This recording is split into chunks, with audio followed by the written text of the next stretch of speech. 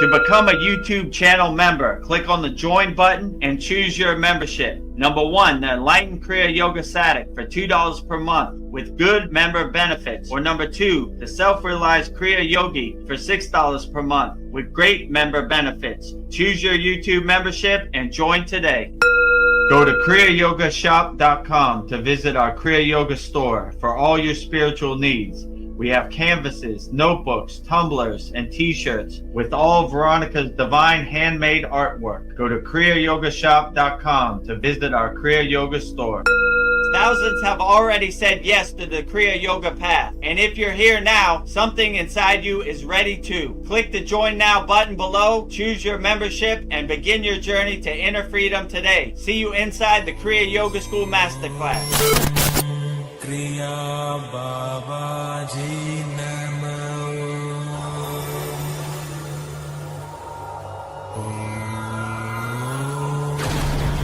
Kriya Babaji Namo.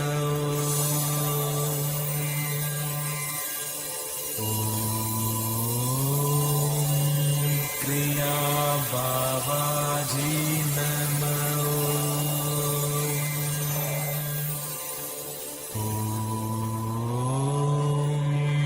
Kriya Babaji Namo.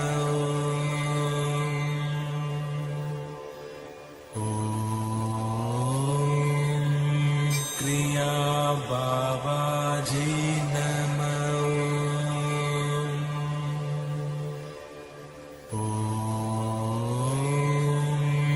Kriya Babaji Namo.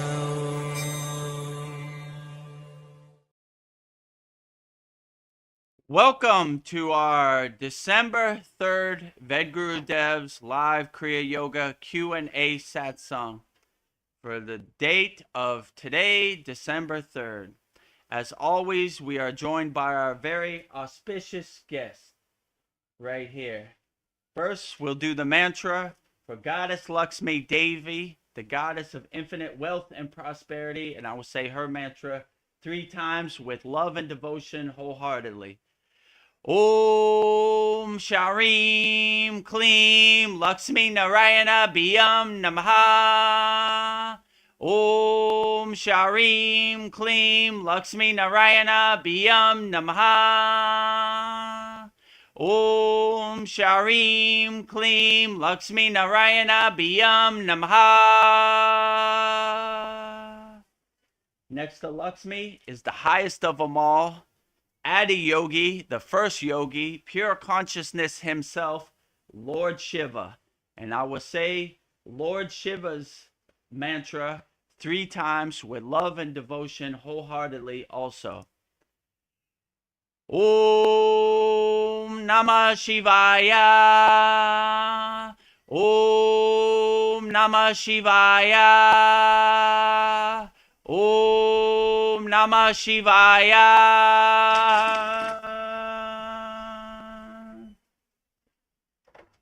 Next to Lord Shiva, behind Mataji, is Lord Ganesha, the remover of all obstacles, Lord of success. And I will say Lord Ganesha's mantra 3 times with love and devotion wholeheartedly. Om Gam Ganapataye Namaha. Om Gam Ganapataye Namaha.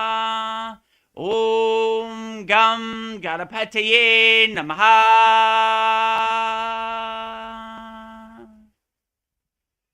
And in the front, our beloved Satgurudeva, the deathless, immortal Himalayan yogi, Babaji himself. And I would say Babaji's Mula mantra 3 times with love and devotion wholeheartedly also.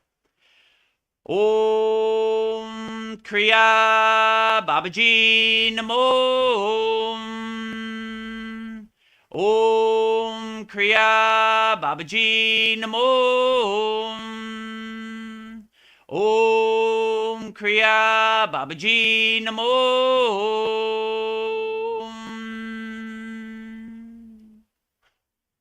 Last but not least, the deathless immortal Himalayan yogini, Mataji. And I would say Mataji's Mula mantra 3 times with love, devotion, wholeheartedly.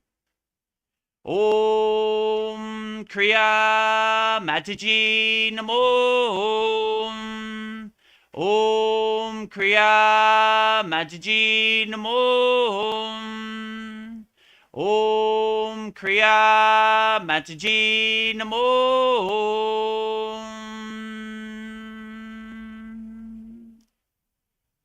So now that we have welcomed all of our very honored, auspicious guests, we'll start our December 3rd Vedgurudev's live Kriya Yoga Q&A Satsang. But before we could start, let's bring Veronica to the stage. Namaste, Veronica. Oh, I think I need to move the banners a little bit. Well, wait to bring Paul up 1 second. And, okay, hold on. Yes. Okay, there. Now you fit. So, yeah, so before we get started, we made a nice video, how to become a YouTube member. We are now monetized thanks to you on YouTube, and you can become a member. And here's a video. We have 2 different plans. We have the Enlightened Kriya Saddict for $2 per month, and we have the Self-Realized Kriya Yogi for $6 a month. So in this first video, we'll explain how it works and how you can become a member. Okay. Beloved souls, welcome. If you'd like to go deeper into our Kriya Yoga family and support our divine mission, you can become a YouTube channel member right now. Just click the join button and choose your membership. The first membership, the Enlightened Kriya Saddict, for $2 per month. Perfect for those that want to stay connected and support the channel. You'll receive loyalty badges, super chat, and super stickers. Priority replies to all your comments. A beautiful way to be part of our Kriya Yoga family. The second membership, the Self-Realized Kriya Yogi, for $6 per month. For those that want full community experiences and deeper access, member shout out during our live streams, and the ability to record your own voicemail with your questions played on all of our live stream. This is a direct connection into our Kriya Yoga community. Choose your membership, add your payment method, and join today. Your support helps spread Kriya Yoga worldwide and Babaji's divine light to the world. Jai Babaji. Jai Babaji. So that's how you can become a YouTube channel member. It's only $2 per month, and it's $6 per month if you want the added benefits. But up to you.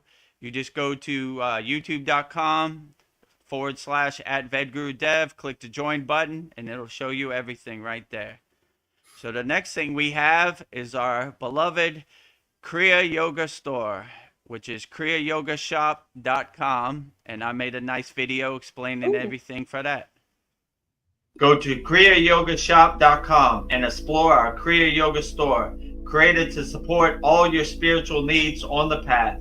Inside, you'll discover a sacred collection of essentials, canvas wall art, spiritual notebooks, divine tumblers, and inspirational t-shirts, each one adorned with Veronica's exquisite hand-drawn divine artwork, crafted with devotion and intention.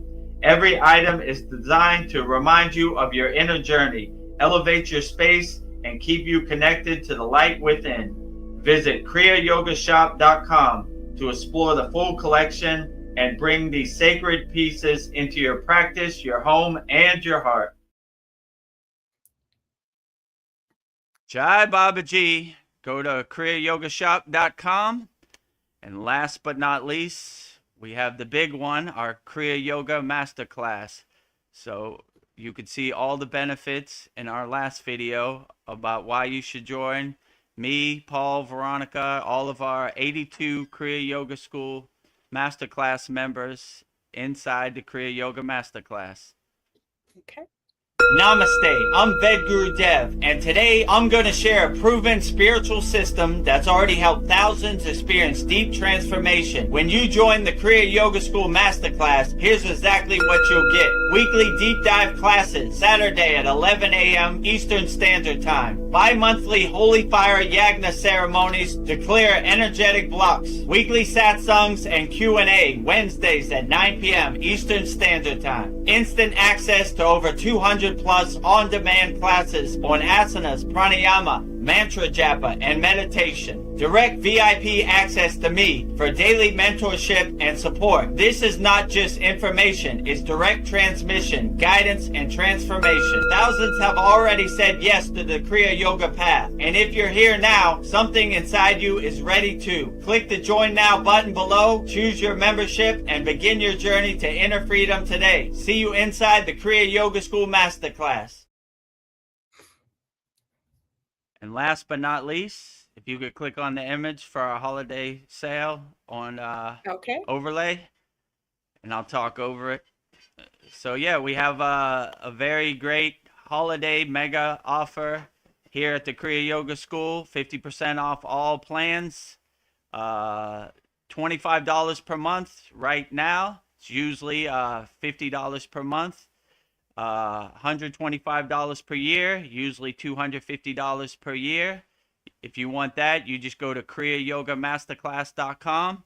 And if you want to become a Kriya Yoga School Masterclass lifer with a lifetime membership like me, Veronica, Paul, Cal, Sasan, Tony, Brendan, Darren, all of our beloved Kriya Yoga lifers in our Kriya Yoga Masterclass, email me, vedgurudev@gmail, and I'll set you up. But the two above, you could just go through the school platform, which is basically KriyaYogaMasterclass.com. So that we have a very great holiday offer, 50% off all plans. And when the price goes up next month, your price will stay the same. You'll always be grandfathered in as long as you stay at that price. So you will never pay more than $25 a month, $125 a year.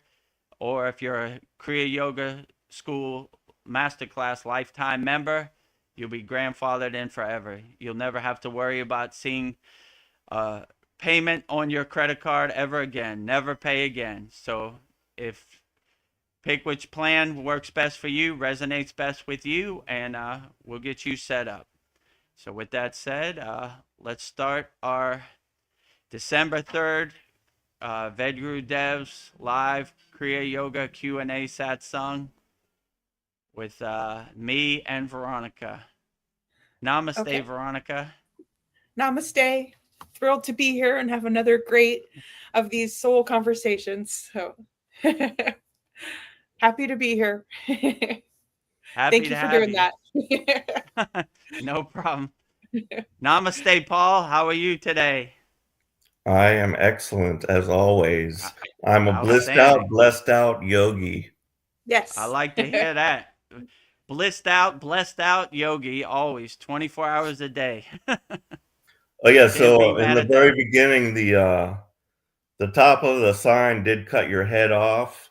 I mean, it's good Yeah. now, but like when you were blown up full screen, like the top of your head was cut off till like right about here. Yeah. So, Well, we were a little delayed because it's very windy today. And before we do these satsangs, we film our Mantra Monday. And we have a bunch of misfires on our Mantra Monday, which was Kuber Lakshmi. I got right to the last Raksha bead, and the wind blew down the sign. So we had to restart Yes. it. But that's how the world throws a curveball at you every once in a while. So that's why we were a little late today. So usually our setup time and adjusting the camera was a little delayed. So yeah, it cut off my head. I noticed that too, but we'll just live with it. Yeah. I'm just gonna have to pause here for a minute. I'm just gonna step out for a second because Oh, sounds wifey's good. calling me from the Philippines. Okay. Okay, yeah, no problem. Maybe take him off the screen, and then we'll bring him back when he's ready. Okay. And then we'll use the other banner. All right. So I made Where a are nice you? banner. So you Yeah. could see above Veronica, the KriyaYogaShop.com always. And below, join our YouTube channel at Vedagurudev. Become a YouTube channel member. So yeah, very great. So Yes. I guess while we're waiting for Paul to come back, let's play. So when you become a $6 member in our YouTube channel at Vedagurudev, we have a call-in number, and you can record a voicemail. And Veronica recorded a voicemail, and I'll answer Veronica's voicemail. So if you go Okay. down the background music, you should see it, number one. Okay, I see it. Are you ready? Yeah, I'm ready. Okay. Namaste, Vedagurudev. This is Veronica. I don't know, I have a question, thought I've been thinking about. We have ghosts and spirits and disembodied energies that don't have a body. And from what I'm learning, they're looking for someone on a lower frequency to take over the body. And I was thinking it's such a great privilege to have this human body that we have. And I think we take it for granted. And if you're depressed, have anxiety, and you're drinking and doing drugs and engaging in lower frequencies because of that, these activities make you a perfect target for these lower entities to take over your body. And I was thinking that's a great motivation to raise your vibration and keep your body clean, your emotional, your physical, and spiritual body. And I was just thinking, you have all the tools to learn how to do this at the Kriya Yoga School, but I don't want any lower frequencies taking over my body. So I was just thinking, I don't know, that's a great motivation. So look forward to your thoughts on that, and have an amazing day. Thank you. Bye-bye. Yeah, so Veronica Namaste, is right. Vedagurudev. This is Veronica. Why is this Maybe hit playing again? pause. I don't know. Okay. You got to hit pause. It loops over and over for some reason Okay. on StreamYard. But yeah, excellent question, Veronica. So yeah, these lower entities, they feed on your fear, on your emotions, on your desires. That's their food. My guru used to call it ego food. So when we start practicing Kriya Yoga, we raise our consciousness, we raise our energy. So we're not dwelling in that pit of despair. We are uplifted so that those lower frequencies, these lower entities have no access to us.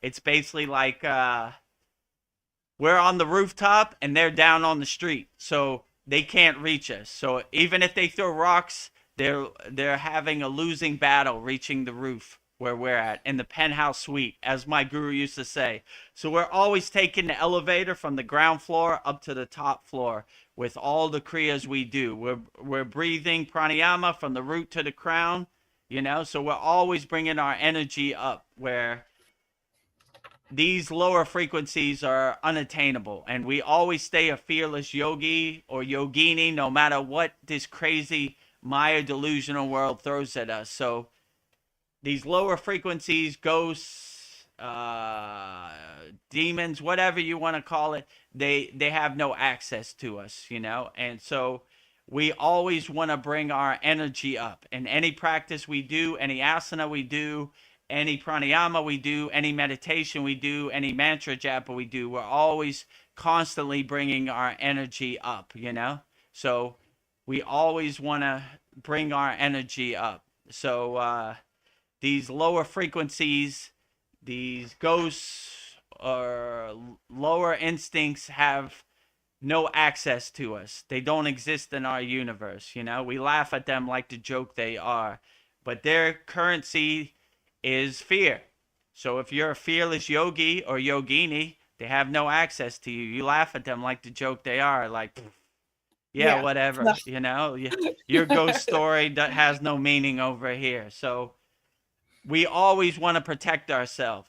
And this Maya delusional world is hard enough without making it harder with drugs, alcohol, cigarettes, sugar, whatever they're trying to get you to take into your body to lower your frequency. So realize that happiness is internal, not external. So if you're looking for external happiness, you're doing yourself a disservice. So always look for happiness within, and see the Wizard of Oz behind the curtain, the pieces on the chessboard for what they are. They're trying to lower your frequency so you're easily controlled, you know? So don't let anybody control you, you know? In our last satsang, our last soul talks, Veronica had a message about Claude Schwab, or whatever his name. Charles Schwab.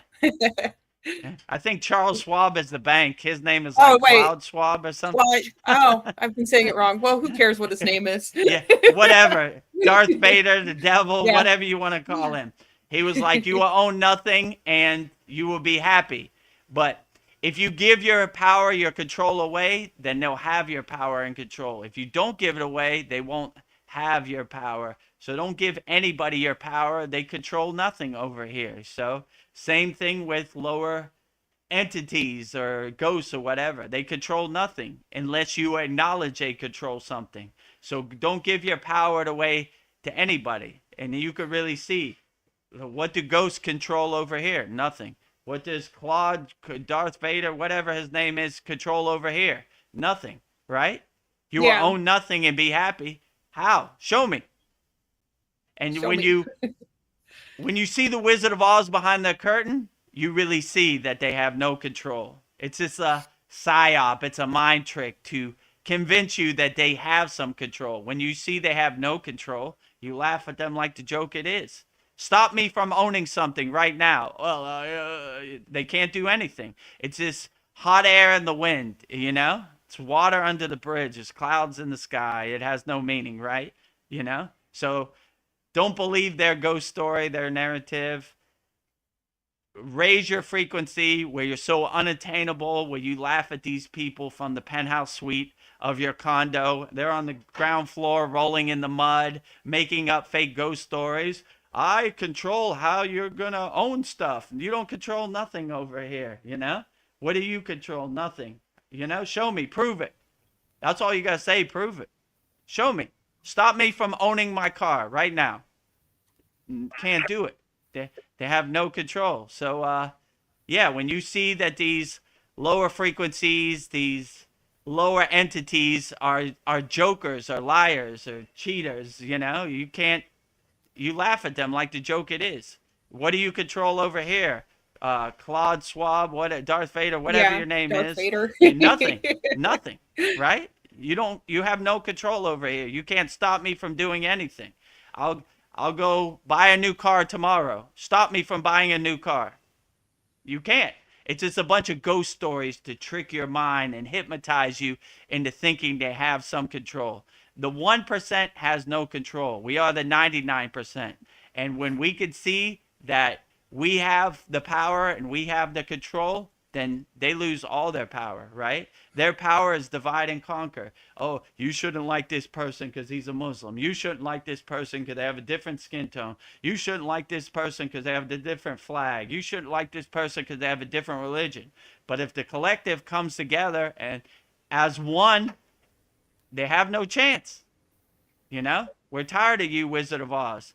We're tired of your lies. We don't want it no more. So don't give them your power, you know?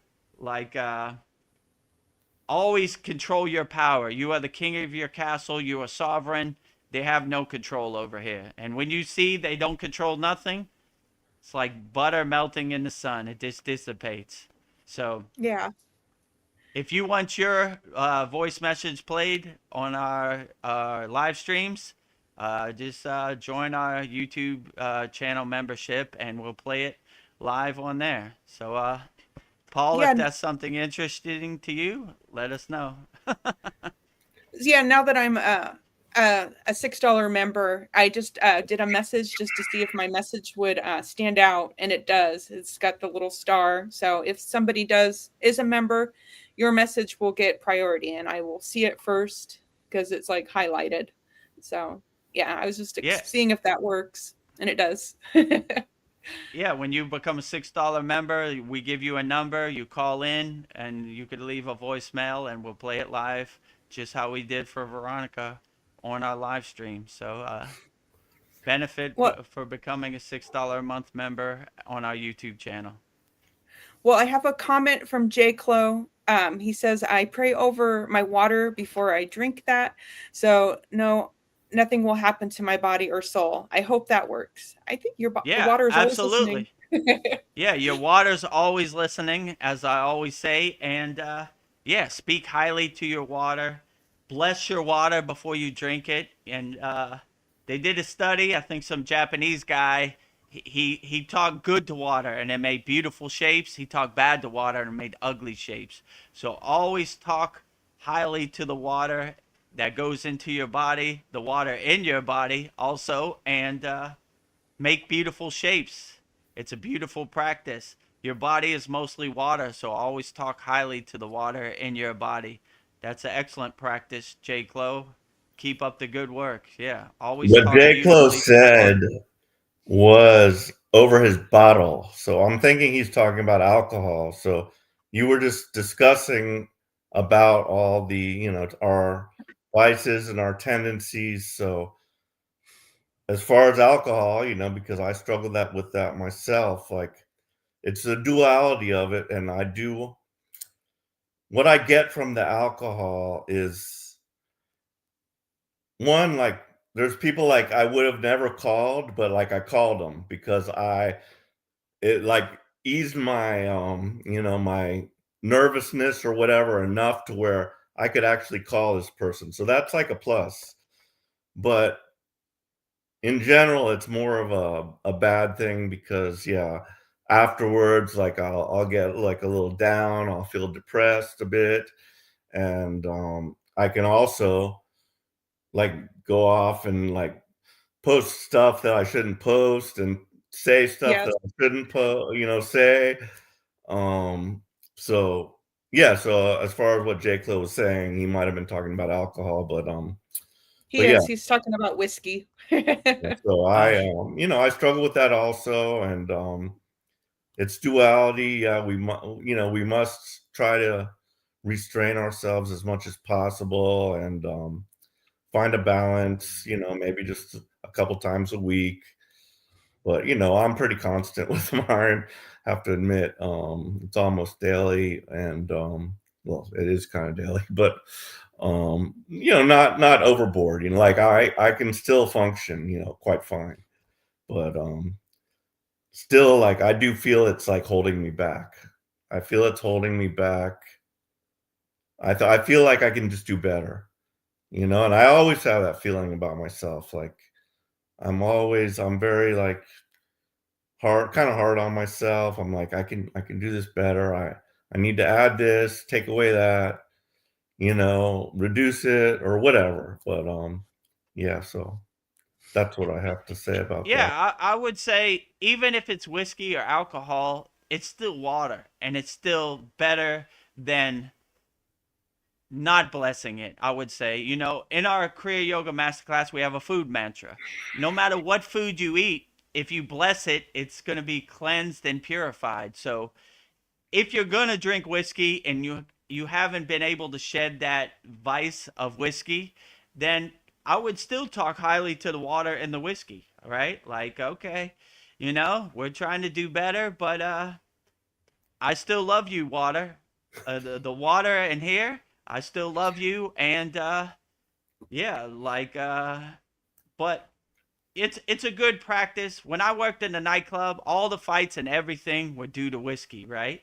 So it does make you go on the dance floor and dance and cut a rug, but it does make you fight your friend too. So it's Yeah. good and bad, the duality, right? Like it can help you shed your inhibitions and call people you'd be shy to call, but it can make you call people and butt text and whatever and tell them something you shouldn't tell them to. So, I mean, I would try to shed it slowly and gently. Cold turkey probably isn't going to work. If you're gonna drink whiskey, talk highly to the water and the whiskey. Hello, whiskey. I haven't been able to overcome you, but I'm talking to the water in there. Please make some good shapes. Please purify and cleanse me, and You know, okay, that'd probably be a better practice, cause you know, like my guru used to say, even if we eat Indian sweets, as long as we do the food mantra, it's a little more pure. You know, we probably shouldn't eat sweets, but if we have the craving, let's purify it and cleanse it with some good mantra japa towards that food or Yeah. towards that whiskey. All right, you know, I'm still a house under construction. I'm still a work in progress. I'm trying to shed this whiskey. It's not easy. It takes a lot of hard work, but you know, I'm gonna still talk nice to the water and the whiskey, and maybe the water and the whiskey dilutes the potency of the whiskey a little bit and purifies it and cleanses it. So even if you drink whiskey, I would still talk highly to the water and the whiskey. You know, even if you eat bad food, I would still say the food mantra or purify and cleanse the food. And you know, so Yeah. Oh yeah, those so that What don't know other? what the food mantra is, go to join our Kriya Yoga Yeah. Very masterclass. good.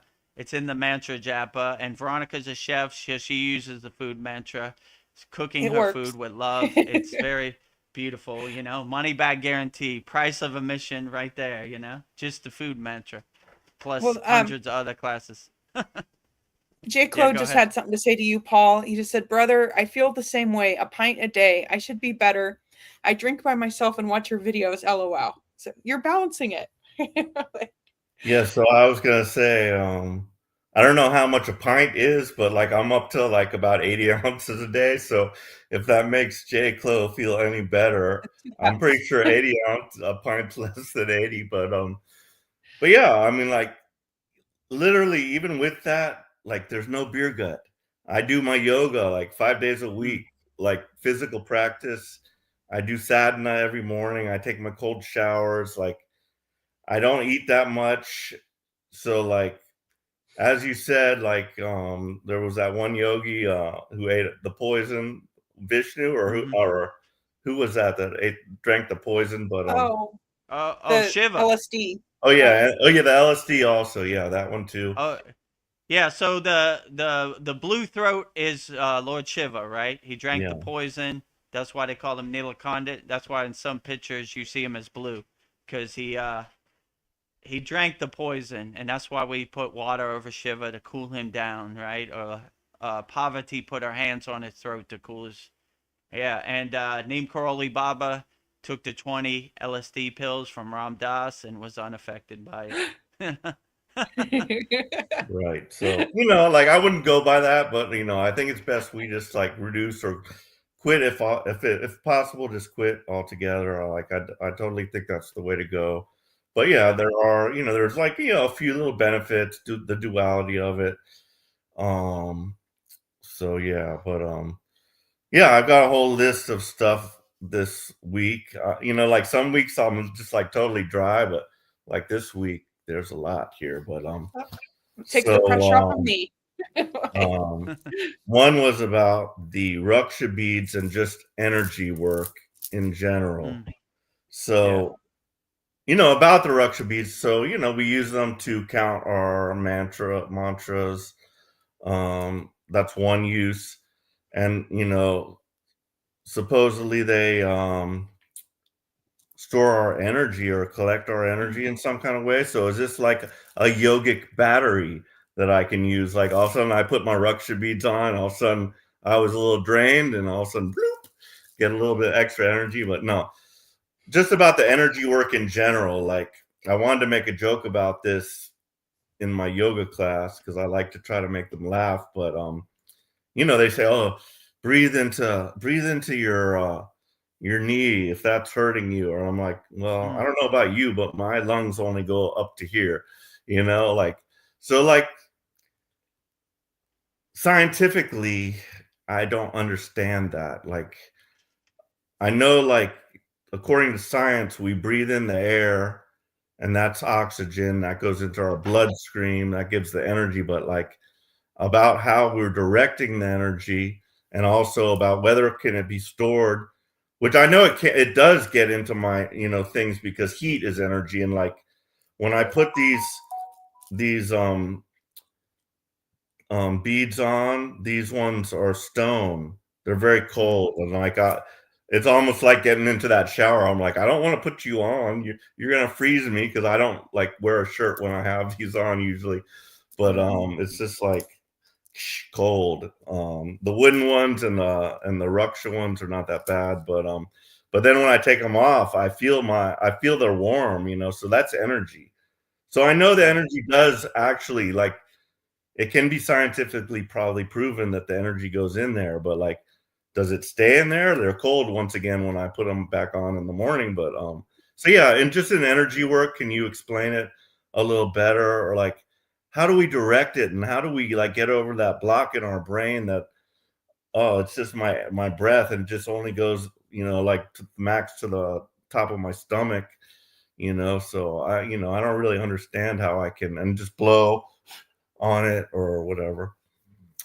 Yeah. So about the breath, we're collecting our pranayama and we're directing it to our hurt spot. So we're basically focusing our concentration to that spot, right? So we're becoming like a storehouse, like a powerhouse, collecting our prana, then directing it to that spot to heal that spot, So that's basically the concept of it. So these yogis in the Himalayan mountains heal themselves by collecting their pranayama and directing it to wherever they're hurt. So that's more of a hardcore yogic perspective. I mean, if you get hit by a bus, I wouldn't do that. I would go to the hospital. But if you're in the Himalayan mountains and you twist your ankle or you hurt your knee, then it helps. But it's more of a yogic healing approach. So that's basically what we're doing. We're basically collecting all our prana, then directing it to wherever we're hurt. And that's basically the concept behind it. So about the Ruksha beads, yeah, the Ruksha beads carry your energy and store your energy and become like a shield and a protection. My guru used to say we don't share Ruksha beads, it carries our energy. But he said that about our meditation cushion, our yoga mat too. It has our energy in it. So we always want to, how can I say, purify our energy. And this Maya delusional world, it helps to have some extra protection. I have Ruksha beads all around my house just in case, break in case of emergency. I have it around my rear view mirror. I probably have like 5, right? Oh boy, it's going to be one of those Yeah. days. Whew, whew, Om Namah Shivaya, Om Kriya, Babaji Namo Om. So like, this is another yogic concept where we use our Ruksha beads as a protection, a storehouse of our energy. If you see these agoris or you see swamis or sadhus or yogis, they look like me, like Mr. T, like with all their Ruksha beads. It's around their arms, it's around their wrist, it's around their ankles, it's in their hair. They have it everywhere. So they're trying to hold their energy and protect them from the outside of Maya delusional world with their Ruksha beads. So yeah, I would say that's basically the concept. Like you said, when they're on your body and touching your skin, they heat up, and when you put them off to the side and go to sleep, then they cool down. So yeah. If you have to go to work or you have to go outside in the Maya delusional world, just put them under your shirt. And the best practice is let it touch your skin. And yeah, you'd be surprised how it can help you get through the day. But yeah, that's basically the concept of Ruksha beads. Well, Jake Lowe has a comment about Ruksha beads. He says, when I wear them, but I feel the Ruksha beads when I wear them, but only when, for meditation. Maybe I should wear them all day, but I would have to wear them under my shirt at work. Yeah, don't. My guru used to say, like, that's why we have these mantra japa bags with the finger hole, right? So we don't want other people's energy getting absorbed in your Raksha beads, you know? So that's why we put it under a shirt, you know? He used to say, mantra japa that we do is not meant for non-mantra japa people to see, you know? So we don't want their energy attaching to our Raksha beads. So yeah, if you go to work, I would make a practice of putting it under your shirt so no one else could see it. But yeah, I would wear it 24 hours a day, especially this world is not getting better, it's getting worse. So you need all the protection you have. I mean, Yeah. mantra I like sleeping with japa, them. affirmations, you know, like yeah. Yeah, I sleep with them too, you know? So I need protection in the dream state too, you know? Yeah. They're coming from all directions. They're pulling me in all directions. I want my house to be locked and sealed from lower instincts and lower emotions. So even in the sleeping state I wear them, you know? But yeah, so I would try it to wear it 24 hours a day, wear it under your shirt. Just make sure it's touching your skin under your shirt, and hopefully that will help you navigate and get through and overcome this crazy Maya delusional world, you know? Give it a try. Yeah, so I have them both in my cars also. I have one in each vehicle, you know, around my rear view mirror. You know, one has Yeah. like a guru bead. It has like a yeah, like a yeah, guru bead, I guess. With like a face of a, you know, yogi. And they look like I found these at like a flea market. It was very cheap, but like they're so authentic and I like feel that's like sterling silver around it and it's very Yeah. nice. And the other one was one that was made for me by one of my yoga instructors. So, you know, it's always best if you know, get something that's more personal, you know, like, you know, like as you said, some of yours were given to you by your guru. So that makes it like extra special. So yeah, I like that. Yeah, Oh, I agree. I have a It question for carries. you. Yeah, go ahead. Any thoughts on copper bracelets? I mean, metal, copper is a good conductor. In the Himalaya mountains, the first choice would be gold, but gold is too expensive. We can't afford it. So we use everything copper. We have a copper water bottle. We have a copper mug. We have copper everything. So yeah, it's a very high practice to use copper for everything in a yogic tradition. So yeah, I would drink your water out of copper water bottle if possible, and I would use copper as much as Just like possible. You this know, one. Yes. yeah, there you go, right? So yeah, all the water I drank was out of a copper water bottle in the Himalayan mountains. So everything we did was copper.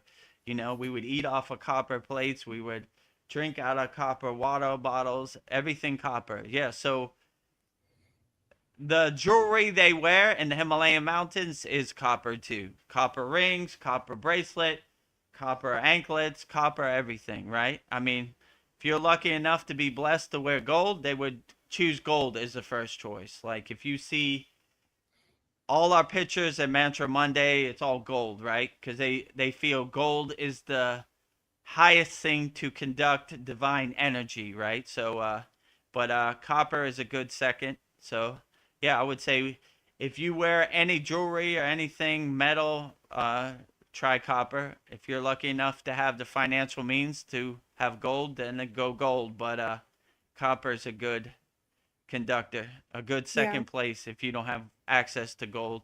So yeah, Mhm. if you're gonna wear something metallic, I would wear copper. You know, after copper, maybe silver. You know, but yeah, copper is a good conductor. And I Yeah, know when we were in the Himalayan mountains, we use was copper.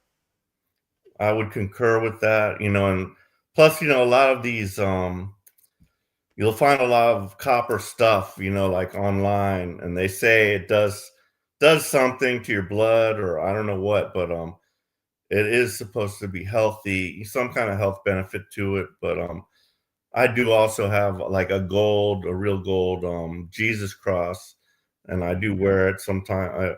I've worn it a few times on a live stream, but the problem is, like, I go to yoga most days of the week, and so I don't like to wear it at yoga because it'll flop out. Like, I'll do downward dog, and all of a sudden, boop, it flops down, and it's like dangling right in front of my face, and I have to like tuck it back in, you know. So I usually end up wearing that just like twice a week. But yeah, gold, that's the most purest substance. That's what the Anunnaki were after, you know, supposedly.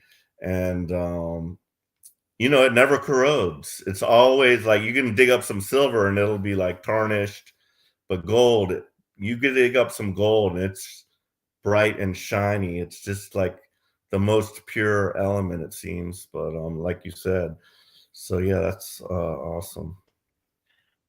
J. Clo brings up something I wasn't thinking about. He says that the copper turns my wrists green, LOL. Yeah, I guess that happens with the sweat on the metal. Yeah, it oxidation. happens. It's not perfect. Like when I get new Ruksha beads, I bless the water and I put it in the water so it gets the dye off. Because a rookie mistake, you wear all white and then you have Ruksha bead dye all over your nice white shirt.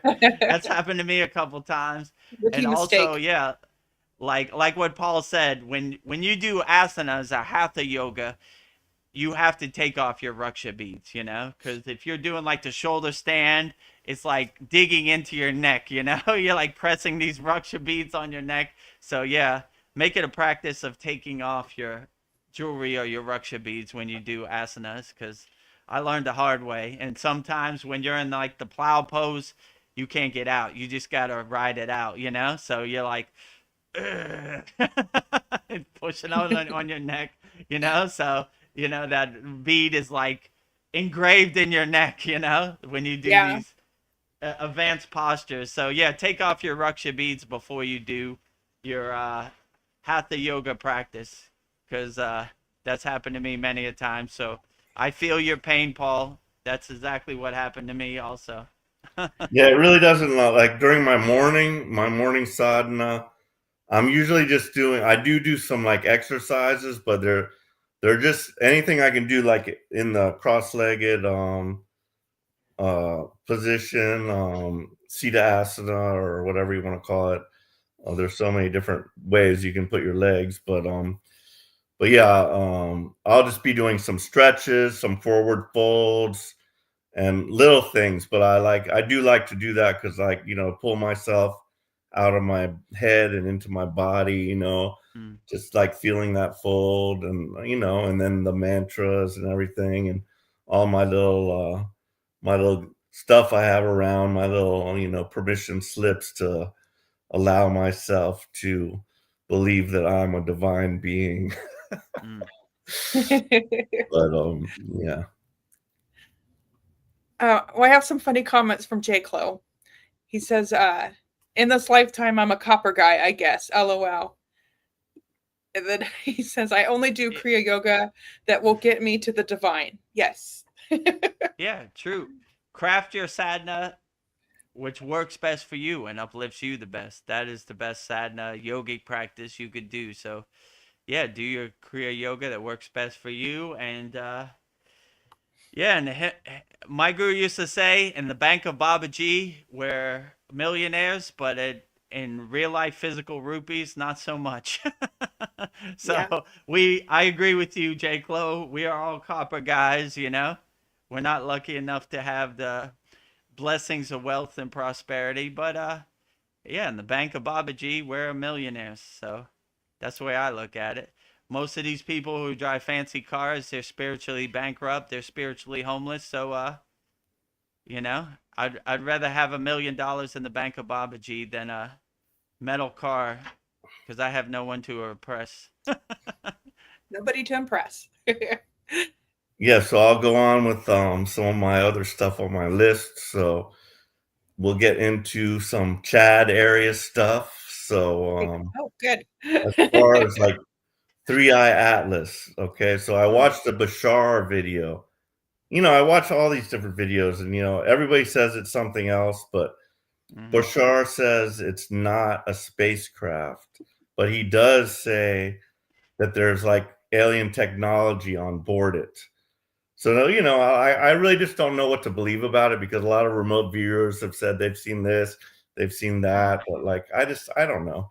But I do feel it's going to have some kind of impact. It's there definitely for a reason. And, I do believe it has something alien on it, whether it's just technology or if it's a craft, who knows? But yeah, I mean, the 19th is almost here, and that's when they say it's going to be closest. So something should happen around then, if not. But so there's that. Then there's also a big Well, thing about. before you go further, on the Oh, 19th, what did they say will happen? Will we be able to oh, see it, or? no, yeah. I mean, it's still like millions and millions of, like, twice the distance from the sun away from us, but it's the closest point. But if it changes its orbit, if it puts out probes, anything could happen. But that's just when it's going to be closest to us. So something is likely to happen around that time. Who knows what that might be? So But the best opportunity is for us to see it or yeah, be in its presence is December 19th, right? Which correct. is Yeah, coming up in 2 weeks. yeah. Yes. Oh, So, also, another thing I wanted to tell you, Paul, I watched the documentary. It's called The Age of Disclosure. If you get oh a chance, watch that. yes, yeah, because that's something I wanted. That was on my list also, Oh, really? Okay, tell me about that next. and I haven't even watched it myself. But like, I've Oh, seen yeah. all of them, and I really don't think there's anything new there that would shock me or anything. But there's a lot of government, as you could probably testify. Right, There's a lot of government people on there talking about it. So they're right. saying Trump may be the one, and he's thinking about it right now. And there's been several before him that have wanted to disclose about the extraterrestrial presence, but they're saying Trump might, you know, address the issue and give Right. some real hard thing, like, yes, like a fact, yes, this did happen, like coming from the government, like, I already know it happened. But for everybody else, normies and stuff, it's important that they hear it from like a mainstream so-called trusted source. But so Trump may say something about the extraterrestrial presence. And yeah, it's that whole movie and everything is all part of the way they're just slowly dropping breadcrumbs, and just to get the general public used to the idea, so they don't freak out. So that's how I believe this is being done. So yeah, it's very fascinating about Yeah, all so in that. that documentary, they have Marco Rubio, who's Secretary Yeah. of State, saying 100% they're aliens, right?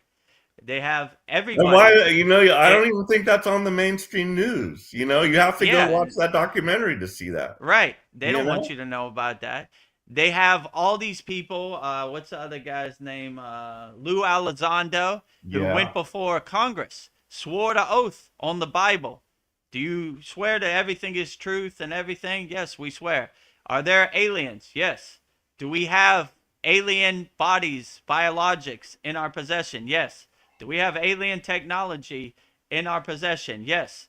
Are there interterrestrial beings in our vicinity? Yes. Are they underwater? Yes. Is there a secret program hiding this? Yes. So they basically give everything, and it's not like tinfoil hat crackpots like I don't know, like somebody like Alex Jones or something. It's like Secretary of State. He's number two under Trump. You know what I'm saying? Like 100%, they're there. And I'm like, whoa, okay. And these are real people who have real knowledge and real high level positions who would be in the know. So interesting. It's called Age of Disclosure. It just came out, which is Yeah, pretty profound. it's on my list of stuff that I need to Yeah, watch. well, you'll like it because it's like no fluff, like 100% they're there, and it breaks down everything, like underwater, above water, interdimensional, all kinds of I was like, whoa, you know? And it, Right. yeah, like when you see Marco Rubio saying 100% yes, then you're like, maybe it is. You know what I'm saying? Like, probably, you know? I mean, I find it hard to believe that in this vast, infinite universe, we're the only people. There's something out there for sure, you know? Oh, and they said, are they cloaking themselves? Yes, you know? So they're probably among us, and we can't see them because they have a cloaking device and invisible, you know? So who knows, you know? I might be sitting right next to the Boogosphere right now. You might be. I got my hand on top of it right here. So, so That's yeah, true. It's like, multiple dimensions. It's layered on top of each other, like, yeah, there's other stuff going on in this room that I can't see. But, from my understanding, if they're above me, they could still see me. But I can't, I right. just can't see them because, that's how it works. If you're above, you can see the ones below. But if you're below, you cannot see what's above. It's weird. You, But, you know what they said in there that really blew me away, right? They said the reason they're able to travel and the reason we're not able to take a high quality, because the question always is why in 2025 why don't we have this in 4K, or why can't we see a clear image? And they basically explain that in the documentary. They have a bubble that helps them travel in interterrestrially, and you're when you take a picture, you're taking a picture of the bubble. That's why it looks blurry. You're not. Hmm. They compared it to, like, if you take a picture of a fish from a boat, it's gonna look blurry. You're not gonna be able to see a fish underwater, right? But if you're underwater in the same environment as the fish, then you could take a clear picture. So we're not in the same environment, we're just taking a picture of the blurry bubble. That's why they always come out blurry. So interesting, right? I never thought about it that way, but yeah, sounds accurate to me. Well, I have But we'll see. yeah. so J. Clo and Katu Roti have been commenting as we've been talking.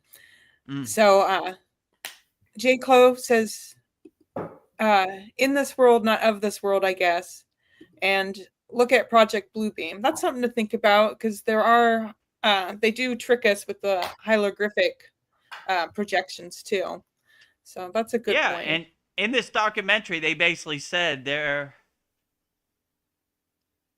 playbook is to make you think you're crazy in a tinfoil hat, and they're distracting the narrative. So these are these plants, and there's are these news stories in the mainstream media to make you not want to come out, or make you not want to throw away your 30-year Navy career over, some crackpot things. So their thing is to hide this or sweep this under the rug, make sure there's some diversion, and make sure there's some crazy stories that make you not want to seem crazy, like if you're a regular person and you go out in the forest to cut some trees and you see an alien spacecraft, you're really going to think like, man, I don't want to go back to my city and them tell me I'm crazy and nuts, you know?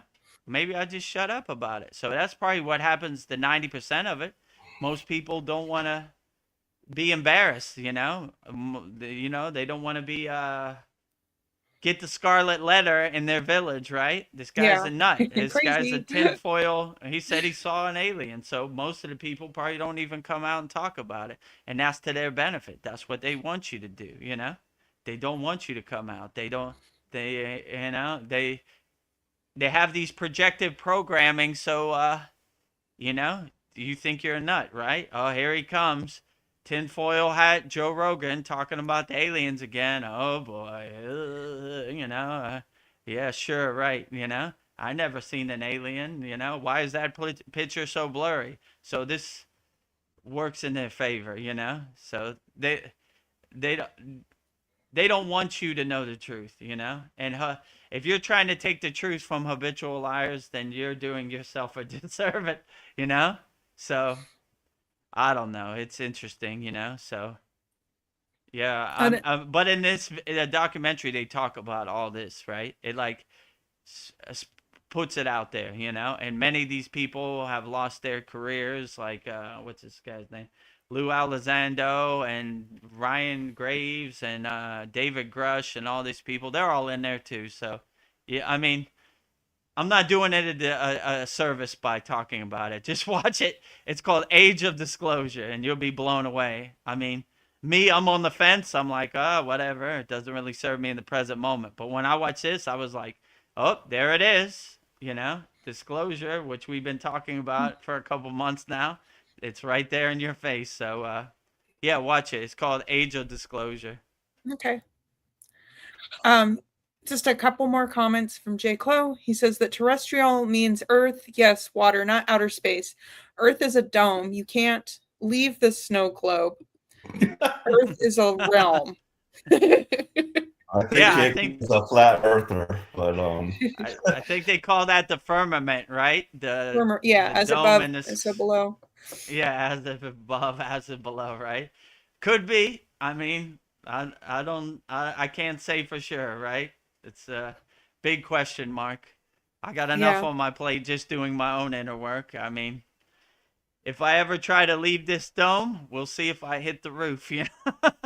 Might be all water. Maybe I'll be in space. Maybe it's water up there. Who knows? Maybe it's a snow globe.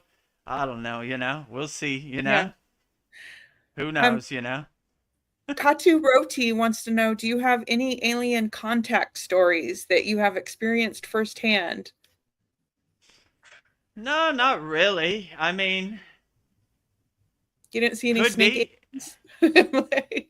Well, I would say that Vedagurudev has had experiences with higher dimensional beings, but we did have Anya Starseed, who did, she said, had contact and is in contact with extraterrestrials. So, yeah, I mean, just recently in the, the truther, community, like this one guy, super soldier guy, he was like, he's been like talking about this since like 2008 or something like that. So it's been quite a while, but like he just died, and he was only like 35 years old. It's like, but I watched like a bunch of videos about that, and like I saw him like one of his videos right before he died, and like I could just see, like he knew it was coming, and I could see the fear and anxiety in his face. It was very horrible to watch. But and he was talking also with one psychic, and she's like trying to like delve into why this is happening, and he believes he was in part of this 20 and back program where they get you and then they induct you into the secret space, and then you serve for 20 years, and then they like age regress you back. But there's also a lot of cloning and stuff that goes on, and he was like gotten by like reptilians, they say, and they say they cloned him so many times that his energy body, not just his physical body, but his energy body, just it couldn't support it anymore. And that's why the interbreeding between like families like produces birth defects and stuff, because the genes need to be like refreshed or something. So problems happen when they just keep cloning and cloning. Not that I even know for a fact that really, I mean, I know that technology is possible because they did Dolly the sheep and they do clone. So, but like anything that we know of, like in ours, that like science has told us about, it's like 1,000 years above that in the secret space program field. So I don't know. It was really weird, and just I felt really a lot of sympathy for that guy, and I just like felt he was a good and honest person, and that he was not lying about it. And then Anya Starseed came on and kind of blew my mind, because it's one thing to just see on YouTube a bunch of these videos versus like having somebody in the flesh, eye to eye, telling me their story and like getting emotional about things. So yeah. It really, it blows my mind. It just blows my mind. There's just so much deception, and just, we've just been lied to for so long that we don't True. know what to believe anymore. Yeah, I J. mean, Clo. Go on. oh, go ahead. Yeah, go Oh, ahead. J. Clo, he says, listen, just help, not to come back here. Yeah, listen, just help. I don't want to come back here, LOL. And then he says, cloning happens for sure. It happens. Just get ready for the Hunger Games, I guess. Yeah. The Hunger Game. Oh, that sounds nice. Yeah. Hunger Game. Have you watched that movie? Yeah, I have seen it. I've seen them, so I know what he's talking about. Yeah, I guess could be, and the Hunger Games, they have like the Hunger Games is in like a dome, like a firmament where you can't Yeah. leave. And, I guess one person could leave, the one that wins the Hunger Games. Yeah. But yeah, I hope it's not the Hunger I hope Games. not. That is not nice, I don't want to get ready for that.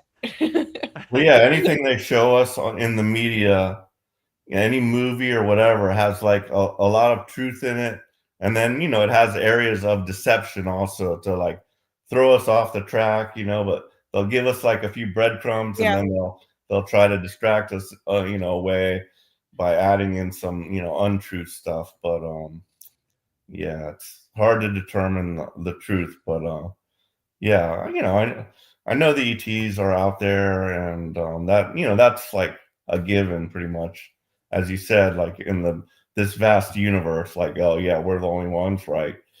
This is like the Goldilocks planet, and it could only it could only happen here. But yeah, so Cool story, bro. Yeah, what I guess it was Jay Clo asked me if I've ever seen aliens. I don't know how you would define an alien, I mean, is Baba G an alien?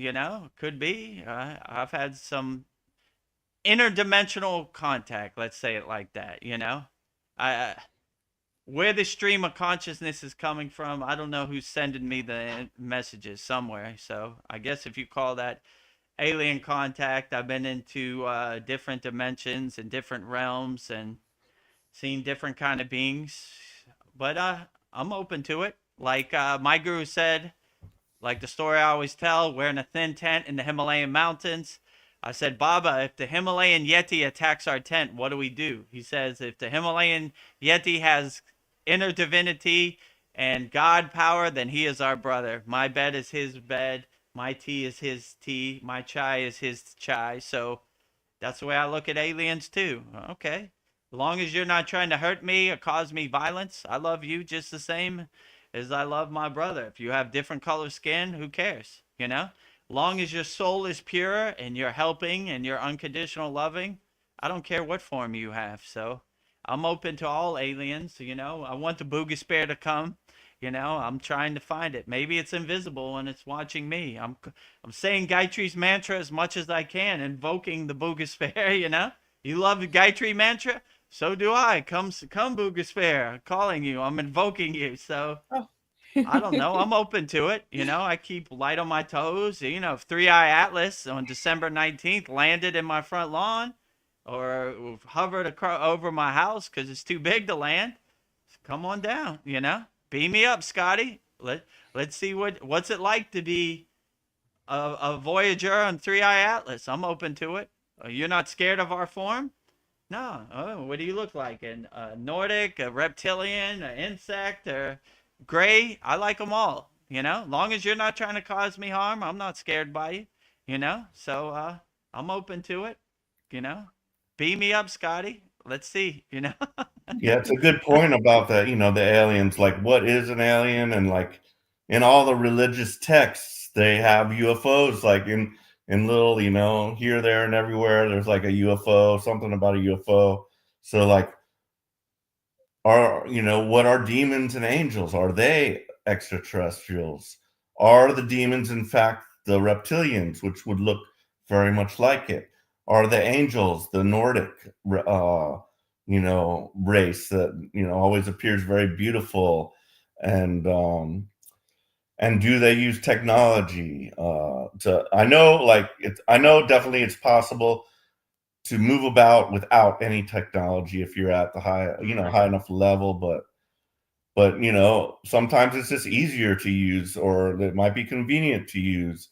So there's no reason why they wouldn't use a technology if it just makes it a little easier, or for whatever reason. So yeah, who knows what they are? They could be angels, demons, extraterrestrials, who knows what. But Well, hmm. yeah. Katu Roti has a question for us. Any entity stories? I've heard we all have unconditional love and support from the universe. If we believe something is difficult, then the universe will say, so be it. If we believe it is easy, then the universe will say it's easy. What are your thoughts? Yeah, I agree with you. You try to harmonize your frequency, what you're trying to manifest. So if you want to manifest hard times and lack, then the universe will give you that. If you align yourself with the universe and peace, bliss, unconditional love, helping people, then it will give you that. So you're always trying to shake your circumstances and harmonize your frequency in what you're trying to attract. So if you're depressed, you're going to attract that depression, right? If you're on a higher blissed out frequency, then you're going to attract that frequency. So yeah, I would definitely say the universe definitely fills in the blanks and fills in the steps and gives you what you want, what you align yourself with, or what you harmonize yourself with. That's probably the best way I would say to attract whatever you want. So yeah, as far as like entities, I don't know. I've seen all kinds of unexplainable things, but in a yogi perspective, we don't really get attached to CDs or things. We just say, "Oh, interesting. That's nice." It's not the end all be all. Even like CDs, like yogic powers, like levitation, kind of look at that as like good confirmations or signposts or breadcrumbs on the path, but it's not the end all be all. My guru always tapped me on the shoulder, like, Baba, you see that yogi levitating? Nothing to see here. Keep rocking. I didn't see anything. So that's kind of my perspective. Like, there are a lot of unexplainable things and a lot of things that happen in the world and in the universe, but if you're keep an open mind, you won't really get attached to it. You'll be like, yeah, that's interesting, nice. So yeah, that's kind of my perspective on it. If Well, an entity shows up, then I say, okay, uh, interesting. Tell me more. I want to know what it's like to ride on Three Eye Atlas. so it's very interesting, and we must also realize where this whole yoga group came from. What started it? It's because people like the show. They like the movie. It's very interesting. It's the greatest show on earth. It's a show from the mind of God, and there's nothing like it. And it's going to have a surprise ending. Yes. It's the ending that you didn't see coming. So um, yeah. But as far as entities, I've never seen a thing myself. I had one, sighting of a UFO, but nothing spectacular. It looked like it was high up like a satellite. I just saw it make a move that wouldn't have been possible. But I've talked firsthand to people who have seen demons, who have seen zombies, ghosts, UFOs, the whole realm. I've never met a Bigfooter, but yeah, for the most part, yeah, it's all out there, and I have to believe it. The fairies, sure, we've talked about that. Yeah. Yeah, it's just it's all out. It's mind-boggling. But yeah, I think we need to incorporate a little more of the story narrative also, to make things interesting, Yeah. since that's where we did get our start. Yeah, I Well, would say it's how could I say? Just stay light on your toes. The good thing is most people are sleepwalking with their eyes open, right? When you're aware, then you just have a curiosity, have an interesting mind. Like, look at that. An alien's here today. Interesting. Tell me more. What is it like to have purple skin or have big eyes and a big head? I want to know. Interesting. As long as you mean me no harm or you don't try to hurt my family, then my house is your house. My chai is your chai. My tea is your chai. So that's kind of how I Yeah. try to stay light on my feet, like, let's see let's see what happens, unless it affects me in the present moment. It's kind of a bunch of ghost stories out there. So if an alien lands in front of my house and wants to talk to me, I'm all for it. Keep an open mind. Not scared about it. Let's see. Beam me up, Scotty. Let's see what you guys are working with. What do we got? How does this work? Interesting. Tell me more. What is it like? What do you eat for dinner? I want to know. I'm interested.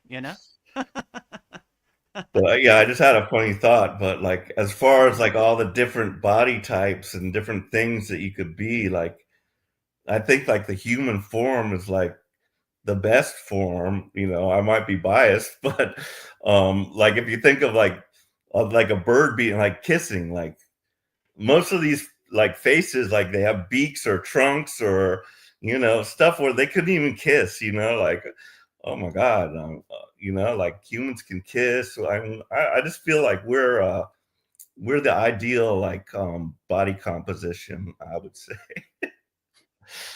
Yeah. So be grateful for your physical form Yeah. because some other physical forms are awkward, but They yeah. would love to be human. It's yeah. Well, J. Clo left, but I'll just read some of his comments. He said, your lizard brother might keep your distance. Ha ha ha. Yes, I will keep my distance from the lizard brother. Lots of interesting topics here. This is Tartara. They don't usually give me an audience. I've No. never seen a lizard brother. They don't come around me, or so I have no clue what harming, violent, hateful, warring forms do. They don't give me an audience ever. So Well, that's a I have no misnomer clue. because that's like species prejudice, okay? Because they say there's like so many different types of lizard beings, and some are evil, some are good. Just just as with humans. But yeah, so we must not prejudge just because it looks like a spider or a lizard, even though that's like and you've heard so many stories about it. Yeah, oh yeah, it's their energy, like you've said before. If they have a loving energy, come on in. We love you. Join our Satsang, sit around our campfire, and we're good with it. Yeah, if you're if you're a reptilian, a lizard person, and you have good energy, and you mean me or my family no harm, come on, let's have some tea. I want to know what it's like to be a lizard person. Ask me what it's like to be human. Let's share ideas and let's collectively uplift good energy. If you mean me harm or you're trying to hurt my physical form, then that's a different story. You could take off, but maybe a lizard person needs love. I'm open to loving a lizard person. Why not? Yeah. Hey, if you're okay, my house Love is and your compassion. house. Love and compassion. I got no judgment just because you have a different form. There are a lot of things that have different form who have good energy. So yeah, I would definitely say keep an open mind and stay light on your feet. See what this world happens. There's a lot of ghost stories out here, but if it doesn't affect you in the present moment, then we'll see. And if you do get an audience of a lizard person, an alien, whatever, then keep an open mind. Whatever form you have, I'm open to it. Long as you're an unconditional, loving being, tell me more. I'm interested. I want to know. What is it like to be you? Ask me what it's like to be human. Let's share ideas. Let's understand each other. I don't care what form you have. You are my brother, as long as you're a good person, good energy. And if you have no signs of harming, hurtful energy, then come on in. My bed is your bed. I want to know. Yeah, I just saw an interesting one. Like last a couple weeks ago, I talked about the tridactyl mummies that they found in Peru with the elongated heads. But this one I just came across, it was like this little 2 foot tall thing. It had wings on it, and it was not. It was like recently dead. It had like actually like some. They X-rayed it. It had like some shotgun pellets in it, but Oh, it was like a fairy. It was like yeah. the size and shape of a fairy with wings, and it kind of blew me away. I was like, wow. And as they always say, it's like anybody who could create this, like they would have spent millions of dollars creating it, or like it's just like too hard, and it's like anatomically correct and stuff, and it's just like, my God, why would somebody like, well, yeah, they could scam it and try to, sell that body, which they did, for a lot of money, but who knows? Anything's Mhm. possible. And Chad did recently put out a new video. Have any of you seen it?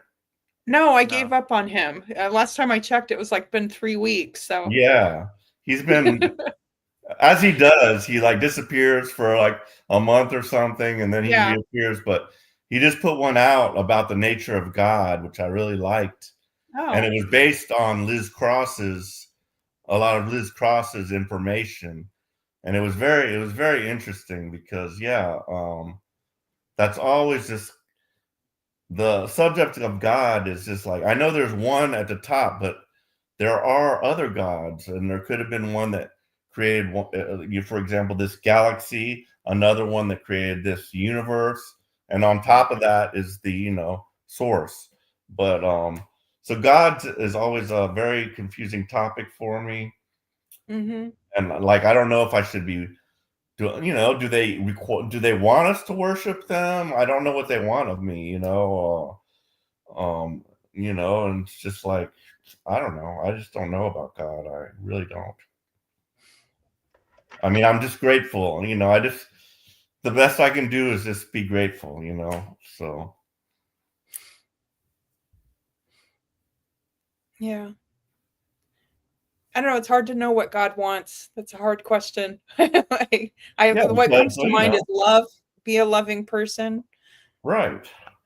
It's just love, I it has to just be love because, nobody wants, I don't want anybody touching my feet. I don't want anybody like, putting me on a pedestal. So, would God want that? I don't know. It's like, so I often question, certain things about the worship of God. I don't know, like, if I'm going about it in the right manner, or I really just don't know anything. I just, do what feels good, I guess. Yeah, I always say a God defined is a God confined. Like, I have no clue what God wants, above my pay grade, beyond my comprehension. In my intuition, I would just say be an unconditional, loving nuclear power plant, help as many people as you can. You can never go wrong. So that's basically my plan. Is it the right plan? Who knows? But I don't, you know, and my intuition tells me when I transcend this physical body, they're not gonna ask me what kind of car I drove or how much money I had in the bank. It's gonna be like how many people did you help, and that's why I always try to have my Santa Claus list ready. Cue the sound effect, Veronica.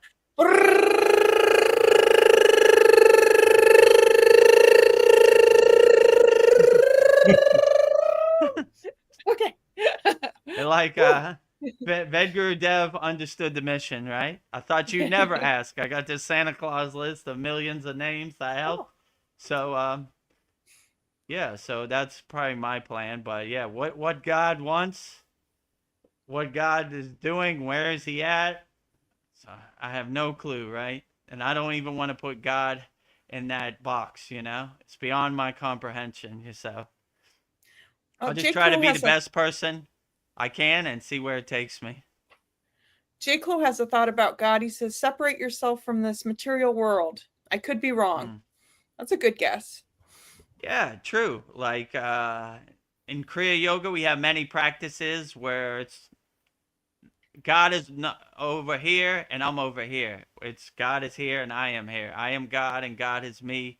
You know, we believe in the oneness concept, not the dualist concept. So, yeah, I mean, God is internal, he's not external. So if you're looking for God in external material pursuits, you're probably not going to find him, you know?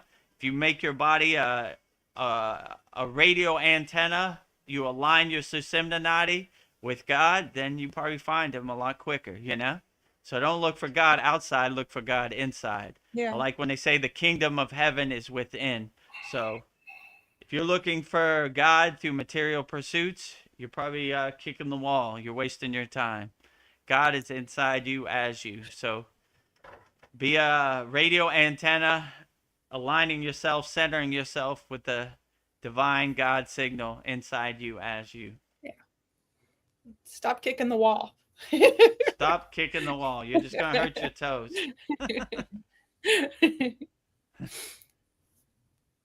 Well, J. Clo brought up a lot of Chad topics. So I thought maybe we'd go briefly really? over them.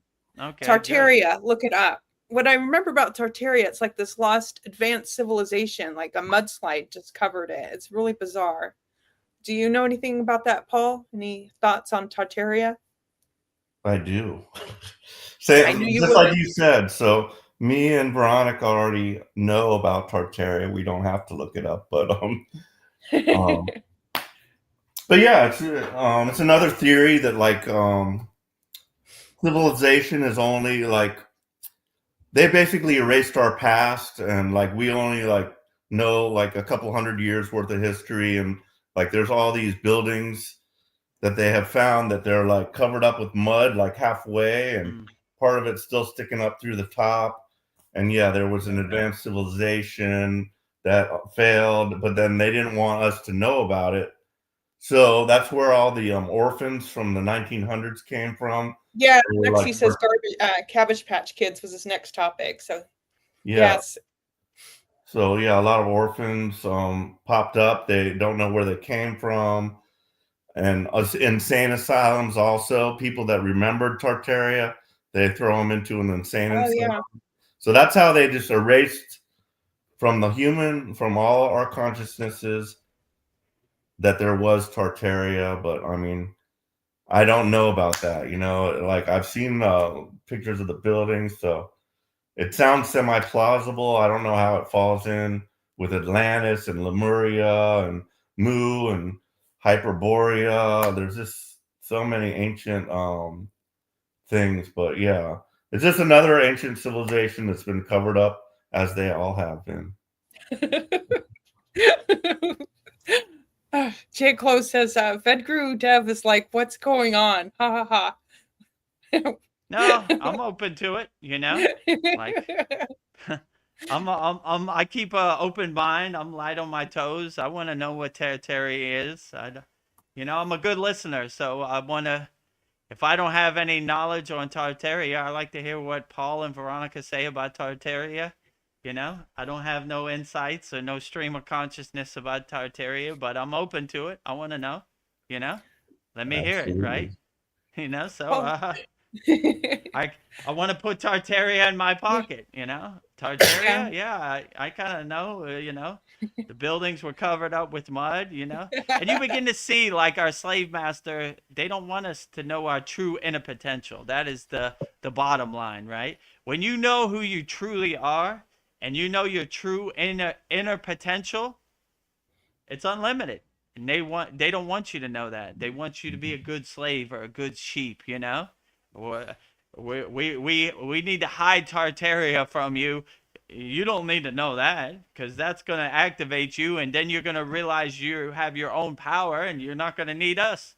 So they're always trying to control the narrative or sweep the narrative under the rug, whatever. So it wouldn't surprise me about Tartaria at all. They sweep everything under the rugs. Liars tell lies, you know? Yeah. So I don't try to take the truth from habitual liars. So when they say they hid this, I was like, that's what they do. They hide everything. They hide aliens underwater. They hide aliens in the space. They hide everything. You know, they want you to be focused on what Kim Kardashian wears to the Grammys, not what Tartaria is. That doesn't fit their narrative. You know. Well, J. Clo hits it right on the money. He says, "Brother, history, his story, his There you story." go. I've said that many times, right? His story, his science, right? Let me tell you how you feel in your body. You know, some person in a white coat. Let me tell you his story. You know, I made a comic book. This guy does this, and this guy does that, and then they fight, and blah, blah, blah, you know, it's all like comic books to me. You know, if it, but if it doesn't affect you in the present moment, it's just a bunch of words in the air. Why do you need to know his story anyway? Write your own story. Make your own story. You know. What other people's story? George Washington had 12 wooden teeth. Who cares? You know? How does that do my inner work for me in the present moment? It doesn't, you Yeah. know? So just focus on what you can control in the present moment, and other people's ghost stories and narratives and history and their science and everything, you know? Whatever, you know? It's good entertainment. I watch it like Iron Man, you know? Yeah, look at Iron Man. He's flying through the sky today. Huh? Interesting. All right. Who knew? You Oh, know? yeah. And I go outside my house, look up in the sky. I don't see no Iron Man. It doesn't really affect me in the present moment. So, cool movie, but it's not going to become my reality. It doesn't exist in my universe. So, I don't know. We'll see. It's interesting. I try to keep an open mind, you know. I'm not married to any of my ideas, you know. I try to stay open minded, and yeah, I'm Yeah. open to Tartaria and aliens and all kinds of stuff, you know. Good Well, entertainment. yeah, true. It might be all a distraction from the self. That's what I think too. Sometimes it's just a Yeah, distraction. for sure. They don't want you to realize your true inner potential. Then you can't be controlled, you know. Like I was saying in the beginning, Claude Schwab, whatever his name is, Yeah. Darth Vader, the devil, whatever you want to call him. He said, "You will own nothing and you will be happy." And I was like, I own a bunch of stuff. How can you stop me from owning something? Show me, you know? And you realize they don't have no control. They only have power if you give them your power. If you don't give them their power, they have nothing, right? And let them know you control nothing over here. What do you control? You know, who are you? I don't know you, Claude Schwab, whatever, from a From a can of can of paint. paint. What do you control over here? Show me. All you gotta do is say, "Show me." I own this car. Show me I don't own it no more. You know, their whole game is psyops and hypnotism. If you don't believe it, you laugh at it like the joke it is. And if we're real Kriya yogis and yoginis, we laugh at death. Death is a joke to me. I am the death of death. That's what Babaji said. I laugh at death. Your ghost stories is total lunacy to me, right? You know, I don't believe a word of it, right? You know, so I don't Yes. want your ghost stories to become my ghost stories. They might Yeah, have you a own. they Go might ahead. have a point though, because that is the path of the renunciate. So, but I don't want it being imposed upon me. But yeah, I mean, it would be, have nothing. Yeah, then you have nothing to worry about. But Right. The um, renunciate path is you don't own nothing, but that is your choice. right, No right. one told them that. You know what I'm saying? They're not saying Claude Schwab said it, so I'm not going to own nothing. They said this is my choice, but it's more of a leading by example choice. Like I am detached from this Maya physical material world, and I'm gonna travel light. You know, I have no attachments. So, yeah, I agree with you. More money, more problems. Isn't that No what the problems. notorious Big said? Big said. So, yeah, so I don't know. Yeah, maybe they do have a point, but I don't want no one to force it on me or mandate that on me. It's my choice. If I want to throw everything I own away, that's my choice, not nobody else's choice, you know? So, You can't force me. And if I like what I have, then you have no control over here. You can't force me to do anything. So if I want to be an Agori, a renunciate, a sannyasi, that's my choice. Nobody else's choice, you know? So show them you have the power. They control nothing over here. Yeah, just thinking Goodbye. about like having a lot of money or being famous. I'm like, would I want that? I'm just thinking about it. I'm like, no, I would have no privacy. I wouldn't know who my friends were because they want something from you. They want to share in your fame. They want some of your money. So you just can't tell, you know? So more money, more problems, as you said. Yeah, and you see they're running a script. So they're way more of a slave than you. Be a free bird, you know? Like, you have no attachments. You have no control over here, you know? Like, I don't want your ghost story to become my ghost story. I don't want your science to become my science. I always like what's that guy's name? Fauci. It's the science, not in my universe. Your science does not exist in my universe. It's the science, you know? Made up. Science don't lie. Yeah. It's your ghost story. I don't want your science becoming my science, you know? Just because you wear a white coat, you have no meaning in my universe. So, yeah, figure out what works best for you and write your own story. And don't let other people's story become your story, you know?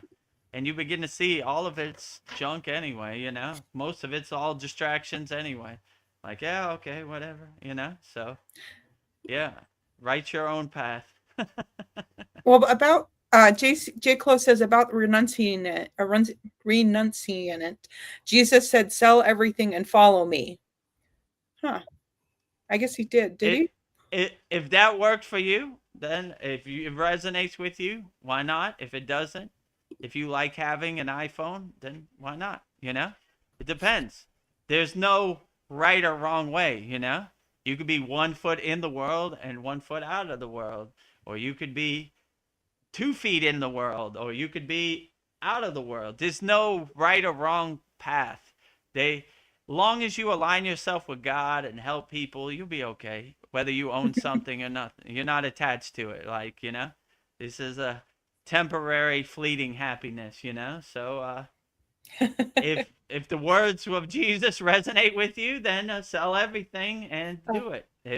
If you want some balance in your life, you know, when you're a householder, it's hard to tell your family, like, we're going to go sleep under a bridge or we're going to go sleep in the forest, you know? So you got to keep 1 foot in and 1 foot out. You know what I'm saying? Like, okay, I understand it's my delusional world, you know, whatever, you know? As long as you're the detached witness and you're not affected by it and you see the pieces on the chessboard or the Wizard of Oz behind the curtain, you can navigate this Maya delusional world without selling all your stuff, you know? Like, it's hard to tell your 16-year-old daughter, we're going to fast because Jesus said it in page 59 of the Bible. You know what I'm saying? Hungry. I'm hungry, right? You know, you got to, it's as a provider, you got to deal with that. So, be 1 foot in the world and 1 foot out of the world. Have some kind of balance, you know? But have a good mindset that you are a free bird. You are in control. You are sovereign. You are the king of your castle. And all these other people, what they say is this water under the bridge, you know? They control nothing in your universe. You are in total control. So when somebody says you'll own nothing and be happy, you look at that like a joke. You control nothing over here. I don't know you from a can of paint. Control my Get happiness. get lost, Darth Vader. Oh, they would love for you to think that they control your happiness. Yeah. If you look at any commercial on TV or Oh, any yes, marketing, yeah. it's all telling you we control your happiness. Buy this, this will make you happy. Do this, this will make you happy. This makes you happy. Their whole thing is selling you something they don't have. Their whole marketing is having you believe that they control your happiness, you know? If you see, happiness is internal, not external. Their marketing is like butter in the sun, you know? This pill, this big pharma pill is going to make me happy. Get out of here. Get out of I here. have happiness. You don't have my happiness. Happiness is internal, not external. So they definitely don't want you to wake up to that fact, you know, because they can't monetize it. They can't sell you anything, you know. You need something to make you happy, you know. So yeah, yeah, don't give your Yeah. happiness away. Don't give your freedom away. Don't give your power away. Don't give anything away, you know. They have no Well, control over here. You control nothing. That's the real mantra. Claude Schwab, the elites, whoever, cabal, whatever you want to call them, you control nothing over here, and you will be happy, right? You'll never be happy. You'll always be miserable because you're a slave. You sold your soul to the devil, whatever. You hurt people for fun. You control nothing over here. You know? That's my new mantra. You control nothing over here. Your ghost story is not my ghost story. well, on a happy note, Mariana is here. She says, "Namaste, my dear friends." Namaste, Na- Mariana. Namaste, Mariana. Glad to have you here as always. Hope you're doing great, you and your family. Sending unconditional love your way in Canada. Merry Christmas, Happy New Year, Happy Thanksgiving. Yes. And J. Clo says, again, you guys are the best. Many blessings. Time to sleep. Have to work for the man in the morning. Ha ha ha. And I sent him a note that says, sweet dreams, J. Clo. Many blessings to you, J. Clo. Get some rest. Don't let this Maya delusional world overwhelm you. Don't let it follow you into the sleeping state. Yes. Have good thoughts of Candyland in your inside you as you stay a blissed out yogi or yogini, right? So all these distractions and identities and conditions, clouds passing in the sky, let them pass, you know. Don't let them follow you into the dream state. So good night and sweet dreams, like Veronica said, J. Clo. Gotta work for the man. I know. Gotta work for the man. Hey, it happens to the best of us, but keep a nice disposition. 1 foot in the world, 1 foot out of the world. You know, don't keep your monkey suit on 24 hours a day. When you finish your work, hang up your mask, hang up your monkey suit, go back to your real, true inner potential, you know? When you go back to work, take it out the closet, put it back on. Most people wear their monkey suit 24 hours a day. They love their monkey suit. They identify with their monkey suit. So as long as you could detach from your monkey suit, say, well, this is something I got to do to pay the bills. This is the way this Maya delusional world is set up. You'll have a better mindset. And stay mindful and meditative 24 hours a day, even at work. Whatever this world throws at you, unshakable mountain. Unshakable mountain. I have a question. When you were in the Himalayan mountains and you were getting with your guru and you were getting one-on-one teachings from your guru, did he teach anything about the frequency of colors? I mean, could you imagine the color gold, and would that put you in a higher vibration? Like if seeing gold in your mind, and then could that create like a golden aura around you? And I don't know. Do you have any knowledge about lighter colors like pinks and pastel colors? Yeah, so all the 7 chakras are all different colors. The root chakra, the Muladhara, is red. The sacral chakra, the Sahadhisthana, is orange. The navel chakra, the Manipura, is yellow. The heart chakra, the Anahata, is green. The throat chakra, the Visuddhi, is blue. The eyebrow chakra, the Agna, is purple or like violet. And the crown chakra is like a golden sun, the Sahadhisthana, with like 1,008 petals around it, like rainbow border. So, yeah, they have a really high, advanced level practice. It's called Devya Diha, which is invoking your golden light body. So we're constantly invoking our golden light body, lighting every cell of our body with our inner divinity. That's what Arut Param Jyoti is. That's basically what the Gayatri mantra is. So we're constantly trying to attain the golden light body, which is called Devya Diha, right? And we're visualizing that color, you know? Some people like to not have any visualizations, just go to an empty state where no time, no weather, no food, nothing exists in samadhi. Some people like to visualize a golden state, or, you know, their body shining in the divine light, you know, which is called Devya Diha, which is, so it just depends. But yeah, we definitely focused on colors and this type of things. And to a lot of people, it's helpful to get you in that state. Some people are beyond that state where they're beyond colors or anything. It just depends where you're at. So yeah, I would definitely say if colors help you visualize it better, then why not? Yeah. I I was just hear a thinking, little bird tweeting in the background. yeah, he's singing a Yeah, there are a beautiful lot of song. birds and animals and butterflies and all kinds of stuff flying around. Well, Darren Carter's here. He says, "Morning, gang. Namaste. Namaste, Darren." Namaste, Darren. To you in the UK, all the best to you and Donna. Glad to have you here as always. Darren is a Kriya Yoga lifer, so thank you for being a Kriya Yoga lifer with me, Veronica, Paul, Darren, Cal. Who else am I missing? Susan, Tony, Brendan. So yeah, we got a We got a nice lot. inner circle. Yeah, we got a lot. Well, speaking about colors, J. Clo says, "Oh my God, I'm trying to sleep. Haha, seeing purple in meditation with eyes closed or open. Okay, I'm going to sleep now." So he sees Yeah, so sees if you see purple. purple, which is the Agna chakra, just lean into it. Walk into that purple light and exist sunbathing in the grace of God in the sleeping state. So yeah, sounds outstanding. So I was thinking, like, people that have blocked chakras, I wonder if they try to compensate for that by being energy vampires to like get because they know that subconsciously they're blocked, but that's how, I don't know, they like look for compliments. They're like, I don't know, to compensate for their blocked chakras. So I was just thinking, maybe, I don't know, they don't realize they're doing that. What do you think about that thought?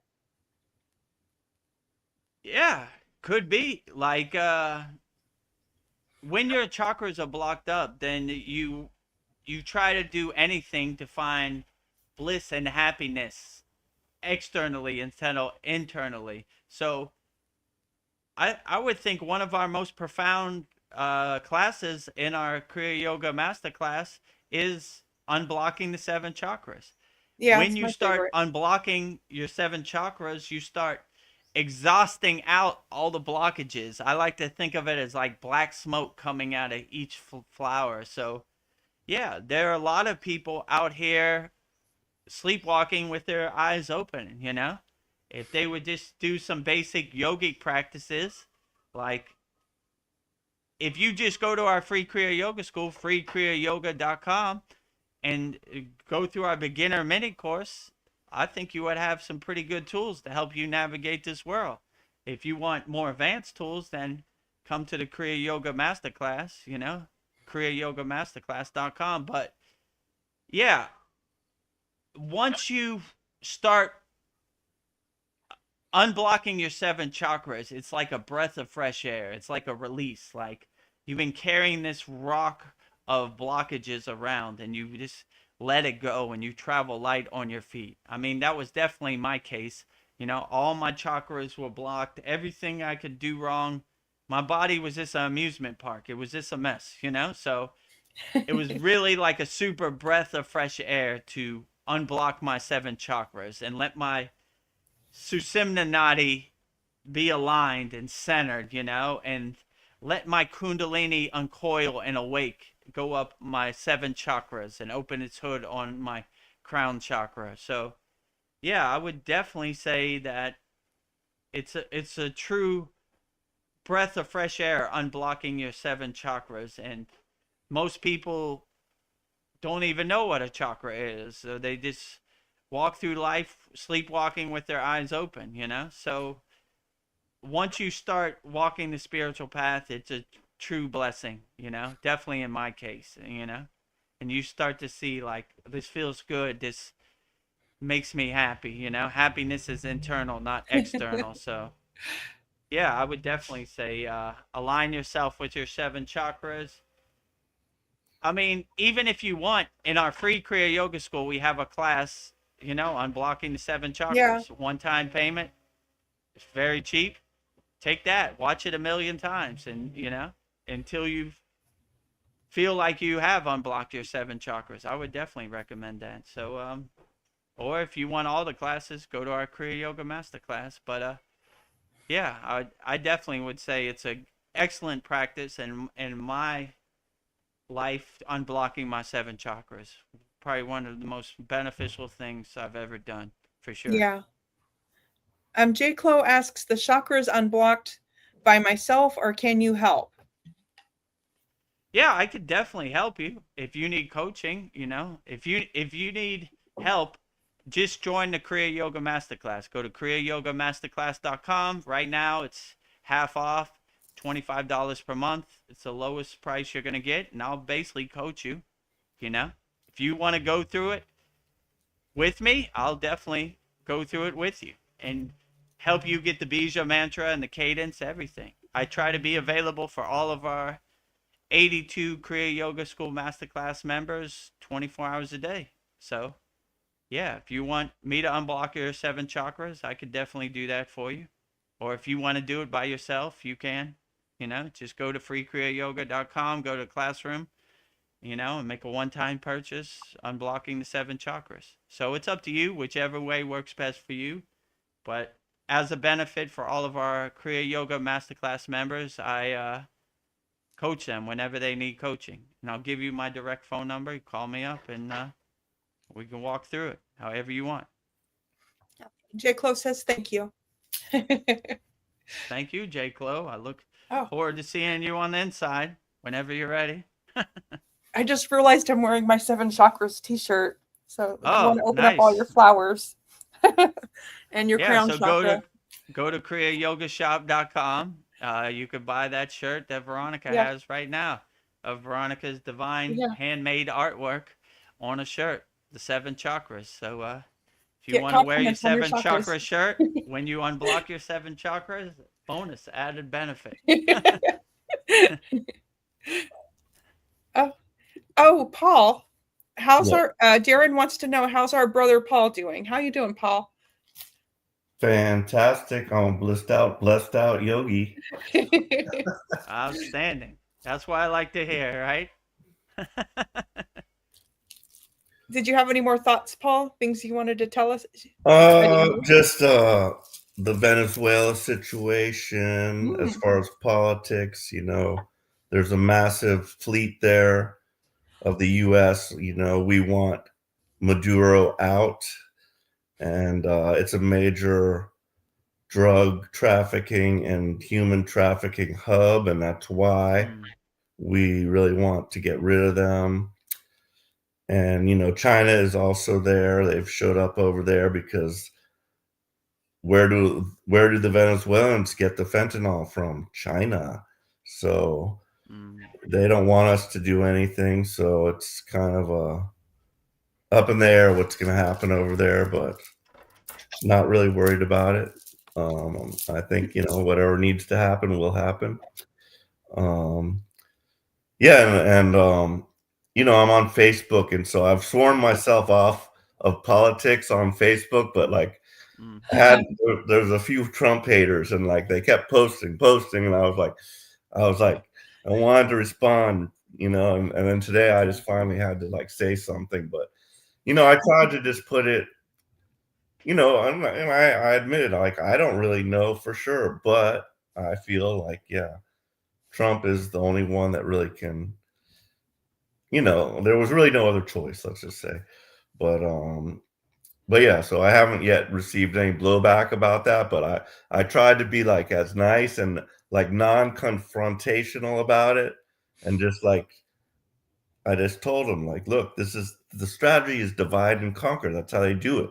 That's why you're all up in arms right now. You're like, oh, Why are Yeah. we doing this? I'm like, no, like it might be that, it might be yours, it might be this one way, but keep an open mind. And so, yeah, we'll see what happens on that front. Yeah, it's discouraging to see how many people out here are drinking the Kool-Aid, They're Yeah. hypnotized. My football team is better than your football team. I say if the American people voted for him, let him do his job, If come to vote next time, then make a different decision. So, I wish Donald Trump the best. Make a better way of life for American people. Put food on people's table. Help keeps us safe and secure. Protect and serve. All of the above. So, if the people voted, it's like trying to change the end of the football game when it's already over. Your team lost. We got outplayed. Good luck to them. They outplayed us. What can you do? So, hey, what can you do? The people voted. That's who they voted for. That's our system. It's what it is, But yeah, I consider the time that we're living in to be similar, very similar to the Revolutionary War, our war of independence from England. But this time the enemy is within. So much more difficult to extract ourselves from that situation. So much corruption. There's just like, Hold on a second. The yeah. trash It's man's stretch coming. I'm time. gonna put out my trash. Oh, okay. I was just thinking now's a good time to stretch, so here we go. Yeah, so they have a great Revolutionary War. I love history, it's just like Yeah. it's so fascinating. There was one about the Roman Empire, and I was just thinking about like, oh, what would it be like to live back in those times? I mean, they had gladiators and shit. I'm like, that was truly like the Dark Ages, and like I just can't imagine. Like it's so personal when you have a sword and you're like right there, and so like a gun. Yeah. I can kind of deal with that. Like it sucks, but like I don't want to like be up there like plunging my blade into you. It's like that's just too. I mean, I don't Yeah. want any I of don't it, want to but hurt anybody, but but it it's was a different it's time. just like it's horrid. But it's fascinating also. Yeah. Hmm. Yeah. You got the trash out in time? Yeah, he's right Good. there. I'm looking at the trash. And you got Try the to sneak stretch, so up that's on me, good. right? This is the Thailand trash man. Usually he comes early, he comes late, comes on this day. You hope to sneak up on me, and he almost got me. My trash wasn't out, Yeah. but I fixed that. So continuing on. J. Clo's trying to get some sleep, but our sat songs are just too interesting. He says, "Rabbit hole, the 13 families. I need to sleep. Ha ha ha." Oh, I don't know. Maybe it will Yeah, help you sleep. you could get all in your mind, trying to analyze and think about this stuff. Better just to go Yes. to sleep. Just go to Candyland. Go to sunbathe in the grace of God. All these 13 families and aliens. Don't let it follow you into the sleeping state. Mm. Darren Carter says, "I think we've had many lives, Paul, and we are that history." Ooh, that's a good thought. I agree, sir. Yeah, I agree too. So I mean, what's her Liz Cross, told me like, oh yeah, you're a runner. You had so many lives, wars and fires and catastrophes, and you were running, and now there's nothing to run from. So that's why Yeah, I'm restless, I guess. mm. That was her take on it. you've been fighting so many lives. Yes. I mean, yeah, it's a jungle down here. Yeah. For sure.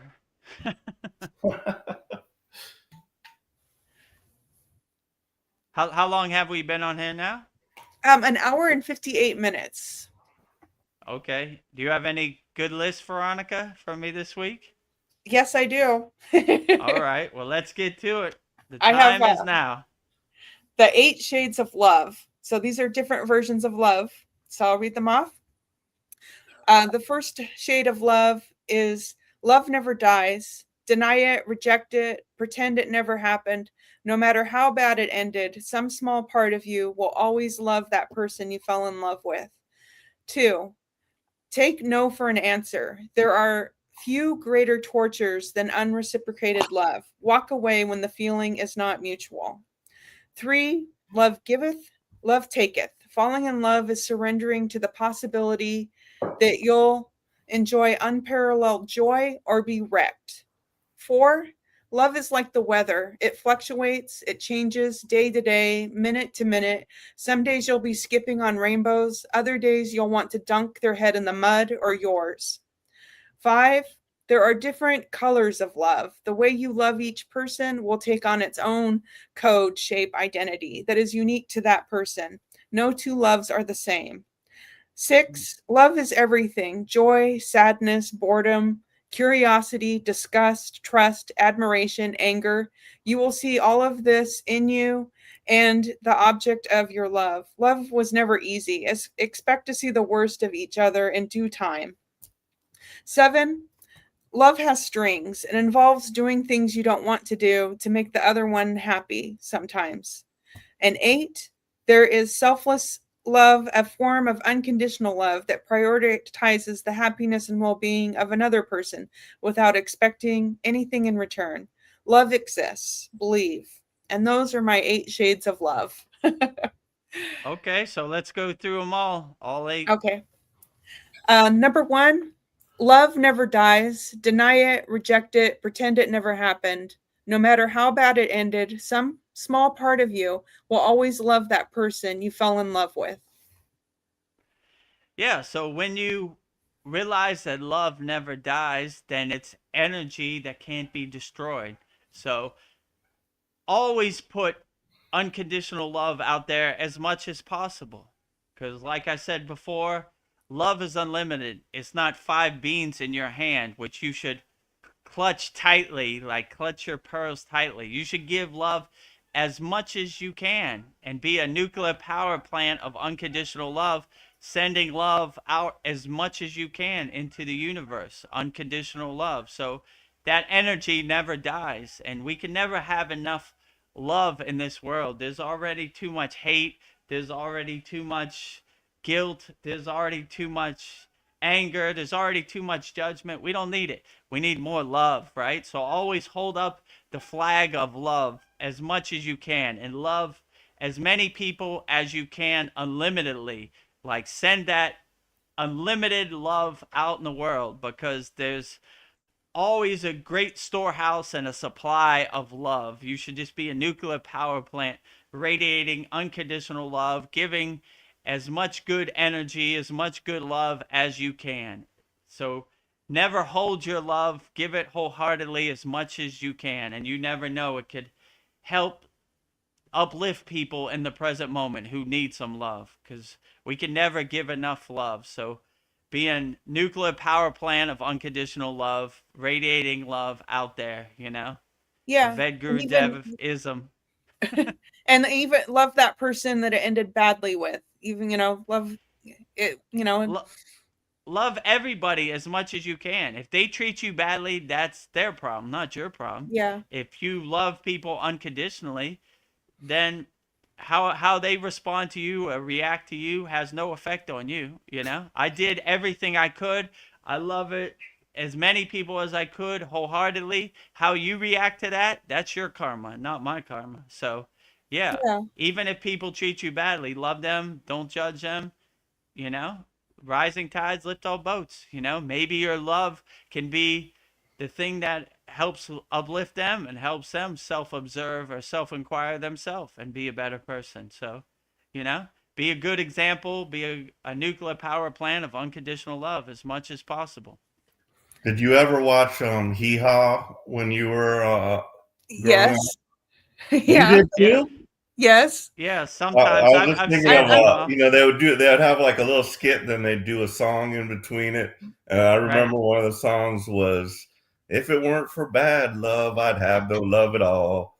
Blues, despair, and agony on me." Love I it. still remember that, my Oh, childhood shows that I used to watch. Well, even bad love is still good love, you know? yeah. Number I'd rather 2, have bad love than no love at all. yes. The second shade of love is take no for an answer. Answer: there are fewer greater tortures than unreciprocated love. Walk away when the feeling is not mutual. Yeah, so if people aren't going to add to your love, they're going to be a love vampire, take away your love. Get away from those people, you know? We want to have people that rising tides lift all boats. So we want pluses of love, not minuses of love. So if you don't reciprocate my love, then you could get lost, you know? We want rising tides to lift all boats. We want somebody that equals your love and adds to your love, not minuses your love or tries to drain your love or be a love vampire from you. So always surround yourself in a good environment and a good atmosphere where love is readily available all around you, you know? And don't just search for love in people, search for love in animals and trees and clouds and sun. And love is ever ready to uplift you if you see love everywhere and everything. So try to see love in everywhere and everything. If people aren't going to reciprocate the love back to you, keep it moving, you know? Why Yeah, do you somebody need will say them? yes. We need somebody that uplifts us, not drains us. So find people that add to your love, not minus from your love. So if you have a loving partner, then see the true blessing in that and be grateful for that, because some people would give everything for that, you know? So Mm, how but if you become a nuclear power plant of love, you don't really try to look for love in other people. You have your own storehouse of love. So if someone adds to you, you're like, okay, I can use some more love and I have love to give. So it's a mutual agreement, you know? But if they're like, I want to drain your love or steal your love from you, then keep it moving, you know? yeah. Uh No. ABC. Or as my father used to say, don't let the door hit you or the good Lord split you. Goodbye. Bye, Pow. Felicia. Bye, Felicia. The third shade of love is love giveth, love taketh. Falling in love is surrendering to the possibility that you'll enjoy unparalleled joy or be wrecked. Love, yes. Yeah, so if you stay light on your toes and you let love happen the way it happens and let it flow the way it happens, then you'll never be disappointed, or you'll never be wrecked, you know, because you have no dog in the fight. You're just letting it happen the way it happened. And some loves are like, what do they call it? A summer fling, right? You go on vacation, you visit your grandmother, you meet somebody, and then it's time to go back to your city, and it happened. You enjoyed it for the time it happened. Now it's over. So just go with the flow. Don't have any expectations. Don't have any rules or guidelines. You know, just let it happen the way it happens. And I don't see how you could ever be wrecked by love. You're just letting it happen, and you're just enjoying the ride. You're enjoying with the flow. You're going with the flow. You're the detached witness. Let it happen the way it happens. You can't suffer unless you attach to love. Oh, that didn't happen the way. I'm so depressed. You know, I'm so sad that it didn't happen the way I wanted to happen. Nothing in this world happens the way you want it to happen. It's going to happen the way it happens, and the only thing you could control is your emotional reaction. So you can never be wrecked by love unless you are attached to love. So don't you can never suffer unless you're attached to love. So detach from it, let it happen the way it happened. Okay, it's over, you know. All right. That was good while it lasted. Now I'm turning the page, I'm moving on. So don't ever be wrecked by love, you know. Wrecked by love doesn't exist in my universe. Always be uplifted by love, you know. Always feel great from love. Yeah. Always be a Unparalleled nuclear joy. power plant. Yeah, have unparalleled joy, you know. You give it, and and you put it out in the universe, right? With no expectations, right? You know, I can never be wrecked by love. It doesn't exist in my universe. I'm only uplifted by love. Yeah. Well, this bleeds into that thought, but the fourth shade of love, love is like the weather. It fluctuates, it changes day to day, minute to minute. Some days you'll be skipping on rainbows. Other days you'll want to dunk their head in the mud or yours. Yeah, so that reminds me of what my guru said. Peaks and valleys, Vedagurudev. We try to live in a state of equanimity in Kriya Yoga. We don't see the good or the bad, you know? Today I'm on rainbows. Tomorrow I'm dunking my head in the mud, you know? We live in a state of equanimity with no expectations. We just go with the flow. Like, when you start to see that everything in this world isn't going to happen the way you want it to happen, you stop having expectations. It happens the way it happens. Okay, today if my head is going in the mud, that's cool. If tomorrow I'm on rainbows, that's cool. Peaks and valleys. That's our affirmation, peaks and valleys. Today we're on a peak, tomorrow we're on a valley. Today we're on a rainbow, tomorrow we're in the mud. It happens to everybody, but the only thing you could really control is how you react to it, you know? So if you do what we do in yoga, we have the thing called the opposite of doing, right? So if we look like going in the mud as a good thing, then we see the good thing in going in the mud. Like, all right, this was a good lesson. It was kind Yeah. of hot today, so I Learn like from it. getting cooled off in the mud, or you know, or whatever. You start looking at the bad things as good things, you know? Like, I needed that. I needed to go in the mud today so I could restart and refresh myself and wipe the slate clean, you know? And you get out my own head, right? I was too much in La La Land and Disneyland and the rainbows, you know? Or, you know, you enjoy the rainbows too. Like, I enjoy the good, the bad, as in a state of equanimity. Everything is equal. So I love the rainbows. I love the mud. I love the whole game of the thing, you know? No judgment, no disappointment, no suffering, no expectations. Love equally. I love the Yeah. rainbows and I love the mud. So can never be wrecked. The fifth shade of love is there are different colors of love. The way you love each person will take on its own code, shape, identity that is unique to that person. No two loves are the same. Yeah, so different people carry different energy and different colors of their aura. Enjoy it for as much as you can, you know? The colors are beautiful, you know? Be a good observer, be a good detached witness where you could say, whoa, look at this person's color, you know? Bright red today, or look at this person's color, blue, whoa, okay, Mm. I enjoy it, you know? Uh, you know, as long as it doesn't affect your color or bring you down, then enjoy the colors of the rainbow. I like Skittles. I like to taste the rainbow. I like a green Skittle. I like a yellow Skittle. I like a purple Skittle. And I like a red Skittle. They're Mm. all great, you know? So I taste the rainbow. Enjoy the rainbow of colors that are out here that people are carrying. To see other people's aura and to see other people's color is a true blessing. Most people, 99% of the people in the world can't see that.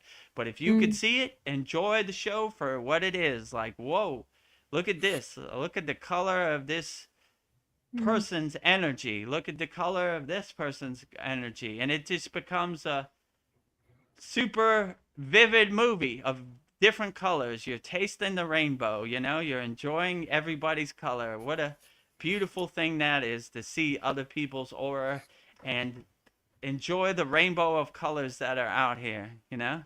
Like every day when I wake up, I look out my window, I enjoy the colors of the sky. Like Yeah. look at the light blue and the light oranges of the Thailand sky. Wow, I love the colors. I'm hypnotized by the colors of the sky, you Mm. know, the colors of other people's aura. So if you could see other people's aura and other people's color, enjoy that for everything it is. That's a true blessing. So yeah, enjoy the colors of the rainbow. Taste the rainbow out here, you know?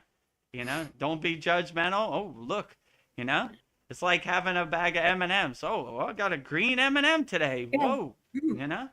what a great day. Or I got a black M&M. That's great too, Yeah. So enjoy all the colors out here. When you see the vividness and the dynamicness of the colors of people's auras and the colors of the sky and the colors in nature and everywhere and everything, you can never go wrong. What a beautiful blessing that is.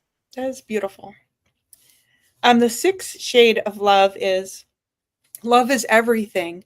Joy, sadness, boredom, curiosity, disgust, trust, admiration, anger. You will see all of this in you and the object of your love. Love was never easy. Expect to see the worst of each other in due time. Yeah, so if you see love everywhere and everything, then you will cultivate, you enhance your own love. And, people's disappointment and this type of thing, don't let it exist in your universe. See the true blessings of love in everywhere and everything. See everything as an expression of love. See the trees as an expression of love. See the birds as an expression of love. See a smile on a baby's face as an expression of love. See the sunrise as an expression of love. See the sunset as an expression of love. See every love and everywhere and everything. Even depression is like a suppressed form of love. If they could just release that love and be a nuclear power plant and give love wholeheartedly, let love flow. Don't try to put love in a box or put love in your cage. Let it happen the way it happens, and be a nuclear power plant of unconditional love as much as you can, and see love in everywhere and everything, and see every single thing in this universe as an expression of love. And the lower frequencies, don't let them exist in your universe. Everything is an expression of love. So focus on the high expressions of love, and things Yeah. that try to pull you into the pit of despair, don't focus on it. It doesn't exist in my universe. It's not in my dictionary. It's not in my vocabulary. So overwhelming, disappointed, despair, depression, getting wrecked don't exist in my love universe. It's a nuclear power plant of unconditional love radiating out. And how other people express their love, that's their karma, not your karma. You express your love wholeheartedly, unlimitedly, pushing it out into the universe 100%. And I don't see how you could ever go wrong being a nuclear power plant radiating love, glowing in love, vibrating in love. What a true blessing that is. Yeah, I think loving every part of you, your imperfections, I even love those. So you don't have to be perfect. I will still love you. So Yeah, love is everywhere, even in imperfections. yes. Number 7, shades of love. Love has strings. It involves doing things at times you don't want to do to make the other one happy sometimes. Yeah. Yeah, maybe, but love Yeah. doesn't have strings in my universe. So Yeah. just give love wholeheartedly with no expectations. If you don't have any expectations, you can't be disappointed. So just give as much love as you can. And if love comes with strings or attachments, okay, whatever. I enjoy those too. Or if love doesn't come with strings or attachment, I enjoy that too. So don't try to put love in a box. Love is unlimited. Love is the vibration of the universe, unconditional love. Let it happen the way it happens. Let it flow the way it happens. And be the detached witness. Oh, look at that. Love came with strings today. Okay, fine. I still love it the same. Love didn't come with strings. I love it the same. So don't have no expectations. Don't try to put love in a box. Let it happen the way it happens. Let it flow the way it happens. And if people try to put strings on their love, that's their karma, not your karma. So you just give love wholeheartedly, like a nuclear power plant of unconditional love. If they want to put strings on their love, that's their problem, not your problem. Yeah. I choose no strings on my love. I was just thinking, like, say your partner wants to go to that annoying Christmas work party that you don't want to go, but it'll make your partner happy. So, like, doing things that makes the other person happy. So not necessarily. Or see the opposite of doing. Okay, it's Christmas time. I'm gonna get Yeah. to go to a Christmas party. Whoa, look at this. They got Christmas cookies. Look at that one. It Woo! looks like Santa Claus. Woohoo! I'm having a good time. There's that girl Janice from accounting who drives me crazy. It doesn't matter. We got Christmas cookies here. Look at this Yeah. person in HR. They're dancing crazy. Oh, look at that. That's pretty funny. She dances Yeah. like Elaine on Seinfeld. Like so enjoy it for what it is. See the good things. Janice tries to get under my skin, but they got Christmas cookies here. Look at that gingerbread house. Oh my God, what they got? Cupcakes. Woo. All right, whatever. I take the good with the bad and enjoy it for what it is. So don't put obstacles and roadblocks in your way. Enjoy the show. It's going to be a good show. Hopefully, Elaine dances her crazy Christmas dance at this Christmas party. I'm looking forward to it. However they did it on Yeah, Seinfeld. that does sound like Elaine. So enjoy the show. Get your popcorn, enjoy the show. Oh, here comes Janice with her complaints. Oh boy, well, I enjoy it. And when you become the detached witness, you begin to enjoy the show more, and you begin to see like, man, I'm so glad I have Kriya Yoga in my pocket because these people are miserable. They're in love with the chain that enslaves them. But I'm gonna not let it affect my unshakable mountain. I'm gonna enjoy the show for what it is. Let's see what happens. So, instead of putting roadblocks and obstacles in your yearly Christmas party, enjoy it. I hope Elaine does her dance today. I'm waiting for it. Where's my camera? Where's my phone? There she goes. Going viral this year. Yeah. That makes me think of did you guys ever watch The Fresh Prince of Bel-Air? Yes. Yeah, I watched that. Yeah, Yeah. that I can't remember the name Fresh- of the kid that was Yeah. that lived at the house that he moved into, but there was another character there, Yeah. and he had a very funny dance also. Yes. Oh yeah, I'm trying to I think his remember name his was name. Carlton, right? Yes, Carlton, yes, the Carlton Yeah, dance. Carlton dance. Yeah. My favorite was when Jazzy Jeff, who's my friend, who DJs for the Fresh Prince, he was playing the drums, and the Fresh Prince was dancing. Right, that's my favorite one. I like his dance in that one. And yeah, but I like the Carlton too. I forget what his dance was too.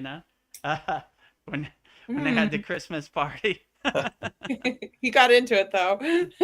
Yeah, enjoy, see the beauty in people's Christmas dance if you have to go to a Christmas party. Most people are scared, like my boss is gonna think I'm crazy because I dance like a jackass. Just let it go and let it flow. It's Christmas. Be happy.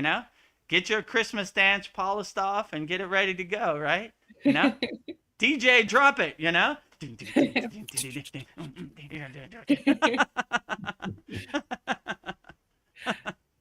Well, about the strings attached, Darren says I get bribed with food to go to places I don't want to.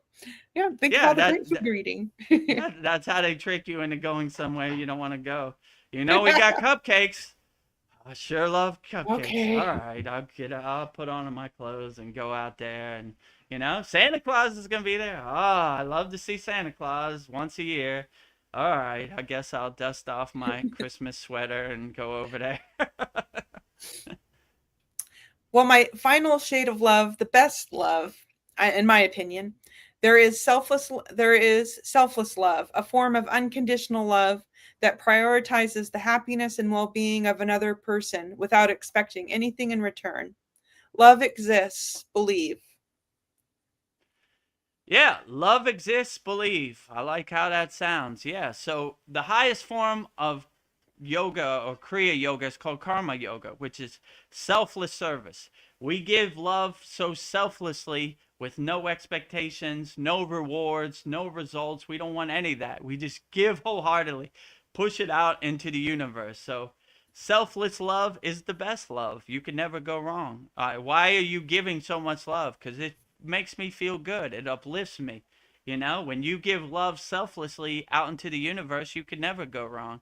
I don't see how that could ever be a problem. So give love as selflessly as you can out into the universe with no expectations of results, rewards, or expectations. I'm going to give love and I'm going to get this in return. Just give love like a nuclear power plant because it feels good and it's the right thing to do. You never know. Your love could be the thing that helps the person, wake up and realize, like, I don't know why I was so depressed or so unhappy.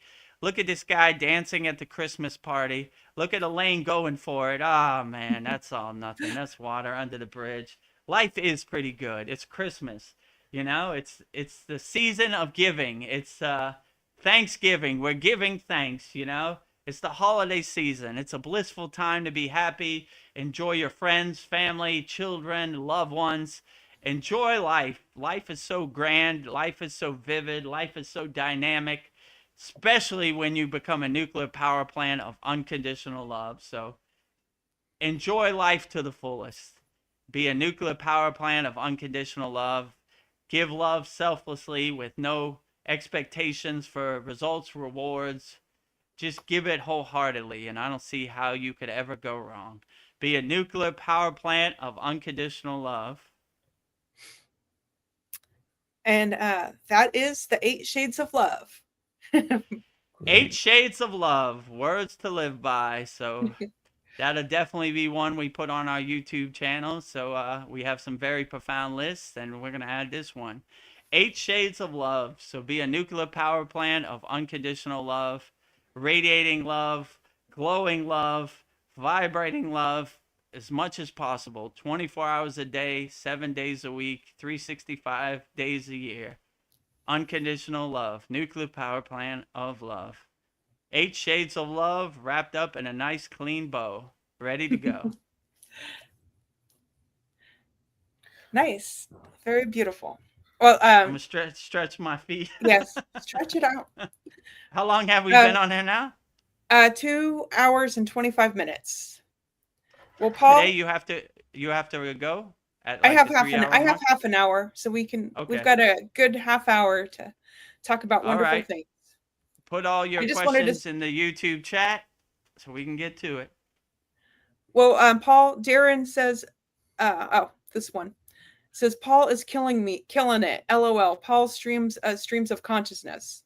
He likes your stream of consciousness. Yeah, I like Paul's streams of consciousness also. It gives me some good material to contemplate on, Well, let's just say I enjoy the show. Yeah. Yeah, enjoy the show. And I'm going to go enjoy it from YouTube right now because my eyes are a bit fatigued. Okay. So thank you for all your questions and your insights and your energy, Paul. Always glad to have you.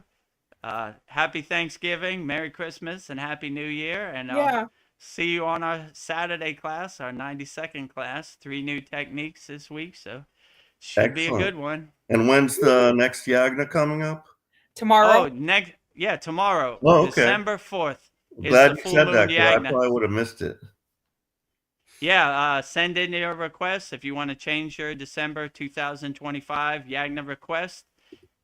Send it in and we'll change it up for you. And in a couple hours we'll have our December 3rd full moon holy Yagna fire, burning up all of our members' financial problems, health problems, family problems, emotional problems, all up in the smoke right here. Swaha. Perfect. I'll be there. See you in the morning. I'm still going to be here, but I'll see you in the morning as well. See you in 8 hours. Okay. All right. Yeah. See you in 8 hours at our holy Yagna fire. Okay. Take care. Take care. Yeah, I need to email you mine. Actually, switch to the other one in front of that. Let me get up. Here we go. There you go. Yeah. So if you don't know what Paul's talking about, every full moon and new moon in our holy Kriya Yoga Masterclass, we do a holy Yagna fire, which is right here. Here's the Yagna. Yeah. So this will be a big raging fire. So our members, as a benefit of being a member of our Kriya Yoga Masterclass, KriyaYogaMasterclass.com, our members send in their request. that no longer serve him, and then we burn it up in the holy yagna fire. So we have a video right here. It shows the holy yagna fire and one of the benefits of joining our Kriya Yoga Masterclass. And right now is the best time because it's only $25 a month, $125 a year. Hal Spalding from Idaho Falls, Idaho, USA Public.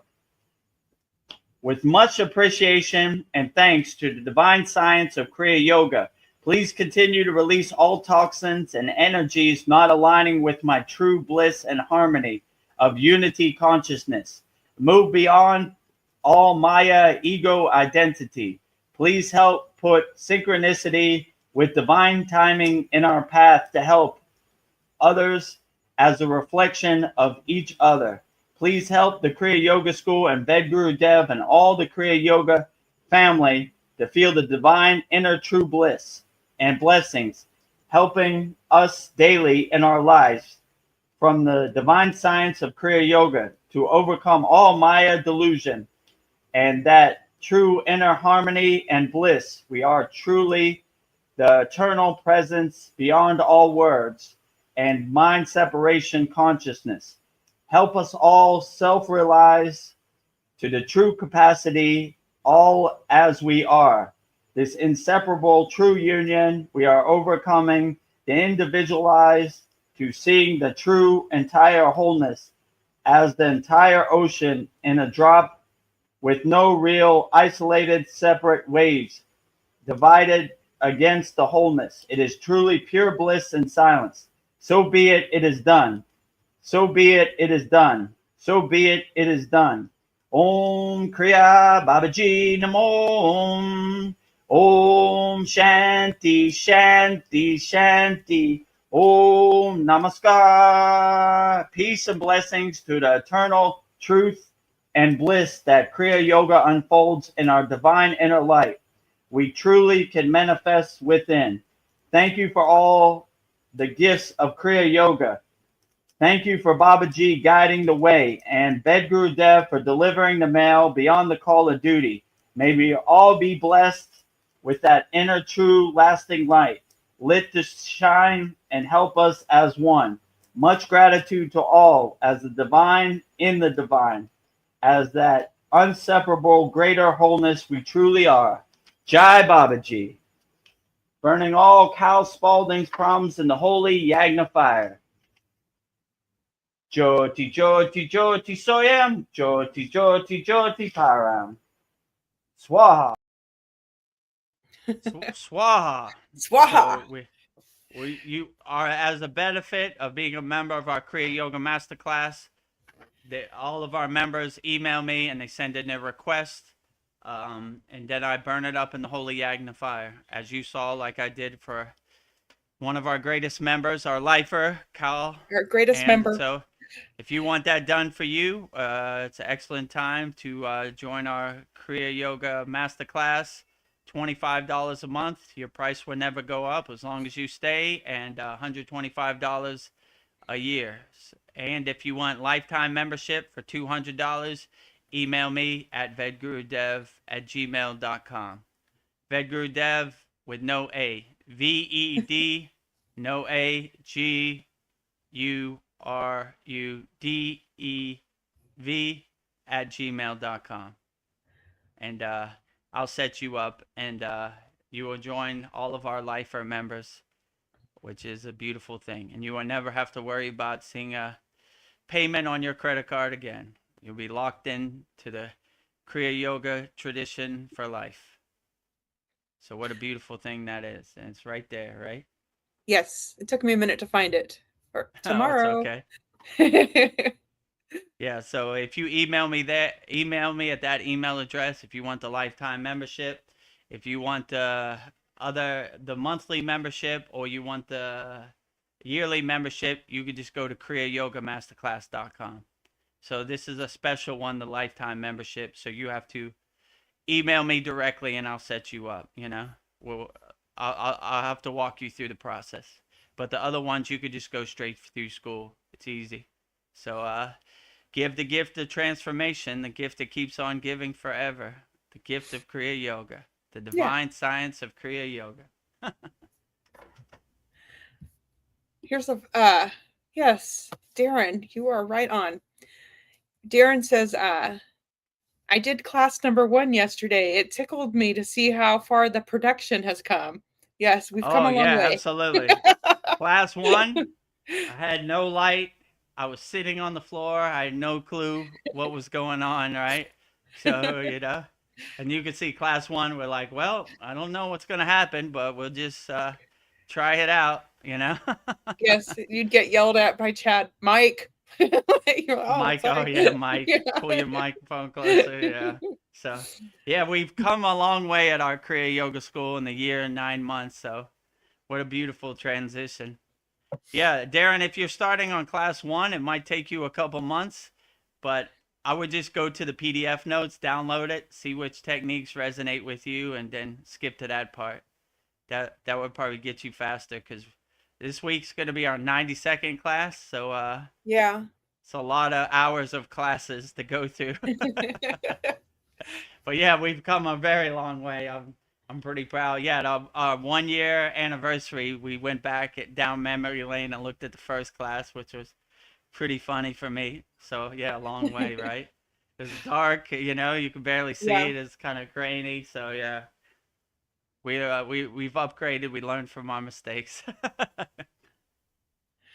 Yep, we've come a long way. Night and day. Well, I was thinking an underutilized sense, I think that we need to use more like the spiritual power of the nose. Like we can sense the energy of things that are good or bad with our sense of smell. If a room smells bad, we don't go into it. The smell of good food is inviting. I don't know, animals sniff each other to decide if they want to mate, but maybe that's something we should decide on our partners, like smell. Maybe if they don't smell good, maybe they're not good for us. Like if somebody smells good, I don't know, or I guess the pheromones. I don't know, using the power of smell for our pheromones, because our sense of smell is a spiritual gift, and our nose knows what it likes. I don't know. And in spiritual ceremonies, they burn incense smells. There's anointed oils. I don't know. Smell has a frequency. So I was just thinking, like, I can taste food through the smelling food. I can taste what it's going to taste like by just smelling it, and smell creates memories. Like smells something that we don't think about, but smells a very powerful sense that we have. I feel like we should I don't know, you cultivate that more and utilize our sense of smell. Because smell does, I don't know, like smell can I think we could sense danger with smell. So yeah, I don't know, that was my thoughts on smell. Yeah, I would definitely say, like, give your partner the smell test. I Yeah. don't know, not for me. Yeah, and people all the time are telling me that they like the way I smell. So I think maybe once your Not, vibration raises, maybe you smell yeah. better. Yeah, like sometimes the energy is bad in a place and it just stinks to me. It smells bad, so I leave, I don't want Yeah. to test it, it just doesn't feel right. So yeah, your nose definitely is a good indicator of the energy for sure. And when we do our asanas, we breathe, inhale through our nose deeply, we exhale deeply through our nose. So yeah, the nose is really carrying the prana as much as possible. So yeah, I would always say when you do any yogic practice, breathe out your nose if you can, if you're not blocked up. If your nose is blocked up or you have like a deviated septum, then I would breathe through your mouth. But yeah, I agree with you. The nose is a great guide and a great indicator of inhaling your pranayama and exhaling your pranayama, So yeah, I would definitely say the nose never lies. Let your nose be your North Star, your guiding light whenever you do. If you go in somewhere and it stinks, just leave that place. You smell the energy's bad. Yeah. So yeah, you could definitely get a good sense from your nose. I would agree with you, so. Yeah, pick the right partner with your smell. Yeah, Give them the smell test. No. No, for me, Smells or kind of stinky. right? Give your partner the smell test, right? Stink. uh, uh, this is something I heard, but I don't know if I agree with it. Is our skin a doorway to the divinity? Like the people that have the darker skin, they have more melanin in their skin, that they have an advantage because it's easier for them to hold light. I don't know, not that I think light skinned people like you can hold the light in, but it does seem like darker skinned people like Indians and the Asian cultures, they have evolved far more spiritually. And it seems like most gurus do come from India. So I was wondering if there is a correlation with our the skin. If the darker the skin, it's easier to hold the light. Yeah, don't ask my guru because he's dark skinned. He would say definitely it's true. Yep. I'm not For like I look sure, at right? me, I'm white freckles. Vedagurudev, you fool! You're too white. You're not enlightened. If you were dark like me, you would definitely be enlightened. I mean, not really. I would say like play with the cards you're dealt. You know, like they're enlightened light-skinned people. They're enlightened dark-skinned people. So I don't think it's a real indicator. Like if you do bad all week and you're dark-skinned, you're still not an enlightened being. You know, you're still gonna have to do some inner work. Yeah, you If got to you do the do work. if you do good all week and you have white skin, then you're an enlightened being too. So yeah, you got it's no indication on where you are at on the spiritual path or where you are at on the spiritual level. You know, like I'm sure darker skinned people like my guru would like to say that Be like, yep. they're more they're, the skin their skin tone is a receptor of the divine energy. You know, but Yeah.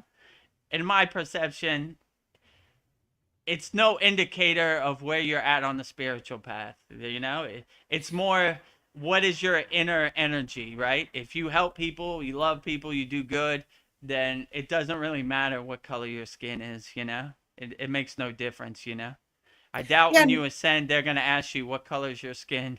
They're Yeah. gonna be like, It's my you help soul. people, you love people, your soul was shining, your soul was shining bright like a diamond. That's all that's important. You know, skin tone is not really that important, you know? Yeah. Yeah, and I was probably in other reincarnations, I've probably been every skin color that you can imagine. So I don't think that Yeah, that. probably. I would definitely say I've probably been every skin tone under the sun in every incarnation, you know? Yeah. Every probably every animal, every human form, everything. So every country, you know, so it's not my first day at the rodeo, Yeah. you know. Yeah, maybe I was a lizard So, person in a past so life. I don't know. how can I be mad at somebody who has a darker skin tone when I was a darker skin tone in Yeah. a past life? So when I look at them, I look at them as a reflection of me. So, you know, how can you be mad at anybody for Yeah. their skin tone? Or, you know, how can you judge Yeah, I am anybody? you. Because, yeah, I am you. I was that in a previous incarnation, you know? Just because I'm this skin tone in this incarnation doesn't make me better than you. I Yeah. am you. I was you. So how can I hurt you or judge you? If I judge you, I'm judging myself. It's like looking at my reflection in a pond. It's like looking at myself in a mirror. I am you. I was you. I still am you. I still carry that essence from the previous incarnation and this incarnation. Yeah. So how could I be mad at darker skinned people when I am darker skinned? That is me. Or how can I be mad at any skin tone or any country or language or religion? I've been that all that in many incarnations. It's not my first day at the rodeo. I was born at night, but not last night. Yeah.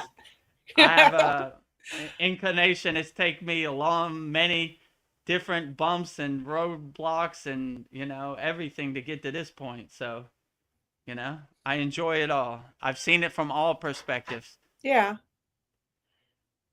Oh, back to smells. Darren Carter says, my dog smells me intensely when I come home, and then gives me that look as if to say, where the hell have you been? Yeah, the animals do that. Your dog judge you, right? Have you been petting other dogs? I know you have, right? Yeah. Don't lie to me, Darren. You know? I miss you.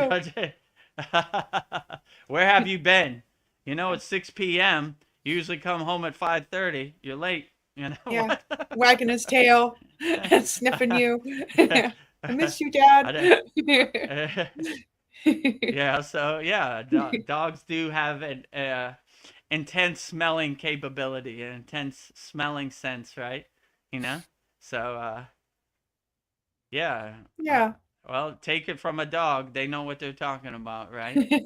That's their guiding light, their North Star, Yeah. their nose, you know? Yeah. Your dog loves you. So I don't know. It feels like even me, I feel like I need to have a purpose. And I feel like maybe the Kriya Yoga school is my purpose, but why do humans need to have a purpose for being here? Maybe it's because we don't know why we're here. We need to feel like we have a purpose.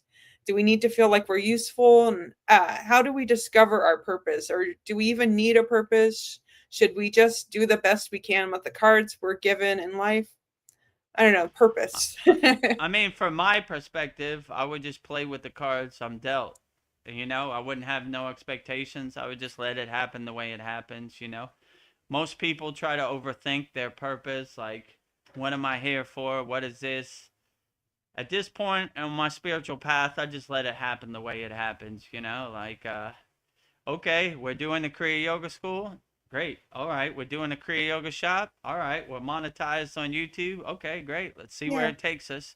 I don't really have any expectation. I don't really think what is my purpose in doing this. I just enjoy the ride. The ride goes up, the ride goes down, the ride goes left, the ride goes right.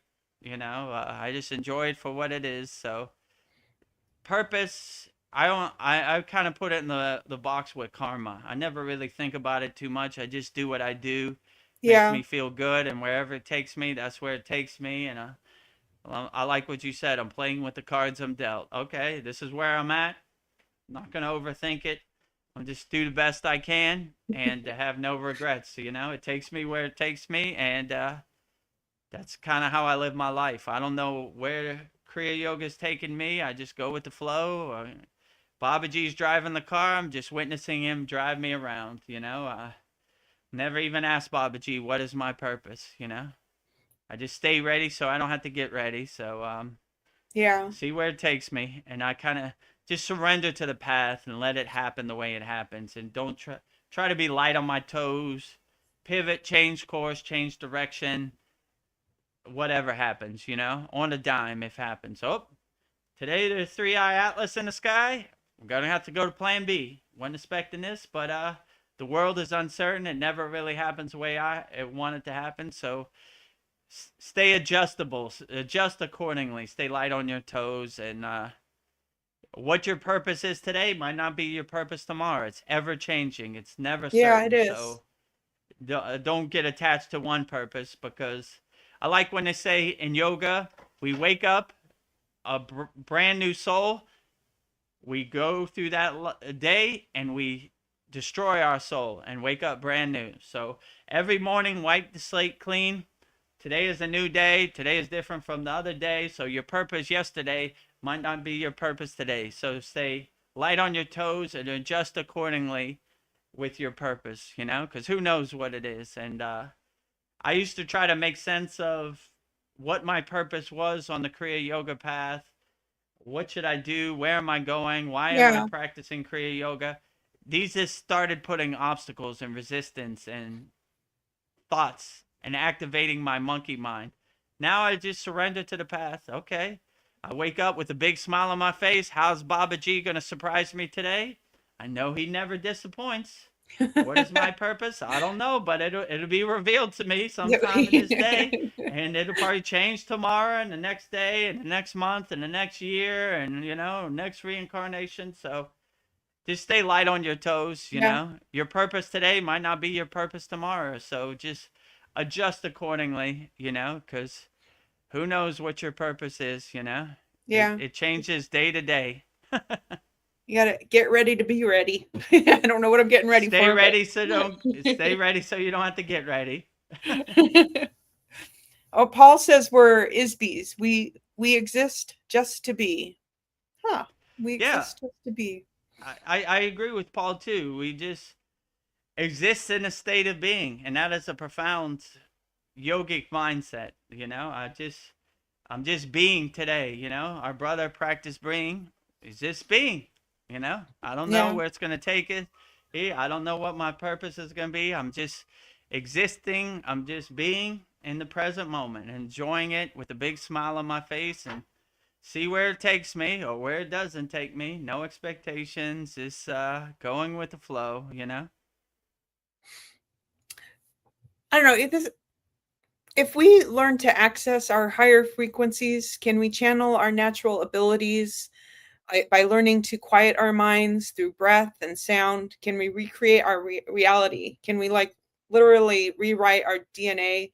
And it was like with Kriya Yoga, if we truly embrace all the teachings with sincerity, I don't know, can we like rewrite our DNA? Yeah, I would definitely say you're rewriting the cells in your body, the DNA in your body, just by doing something as simple as meditating or doing your breath work, your pranayama, doing asanas. You're changing course in your life, and you're clearing your mind and letting go of distractions, and yeah, you're rewriting your own path, right? So you by you doing your inner work, you change your destiny, you change course on your ship. So nothing is set in stone. Like, everybody could change. This world is ever changing. You should be ever changing too. Like, you should adjust accordingly. And when people tell you what you are, don't believe them, because you are ever changing. Who you are today, you might not be the same person tomorrow. You know, we create, we preserve, we destroy. This is dancing Shiva, the Trimurti, the five functions of Shiva. So the circle of life has always happened. We wake up brand new, we create, we go through the day, we preserve, we go to bed, we destroy. Start brand new. So yeah, this Yeah. world is ever changing. Who knows what could happen? Everything is uncertain.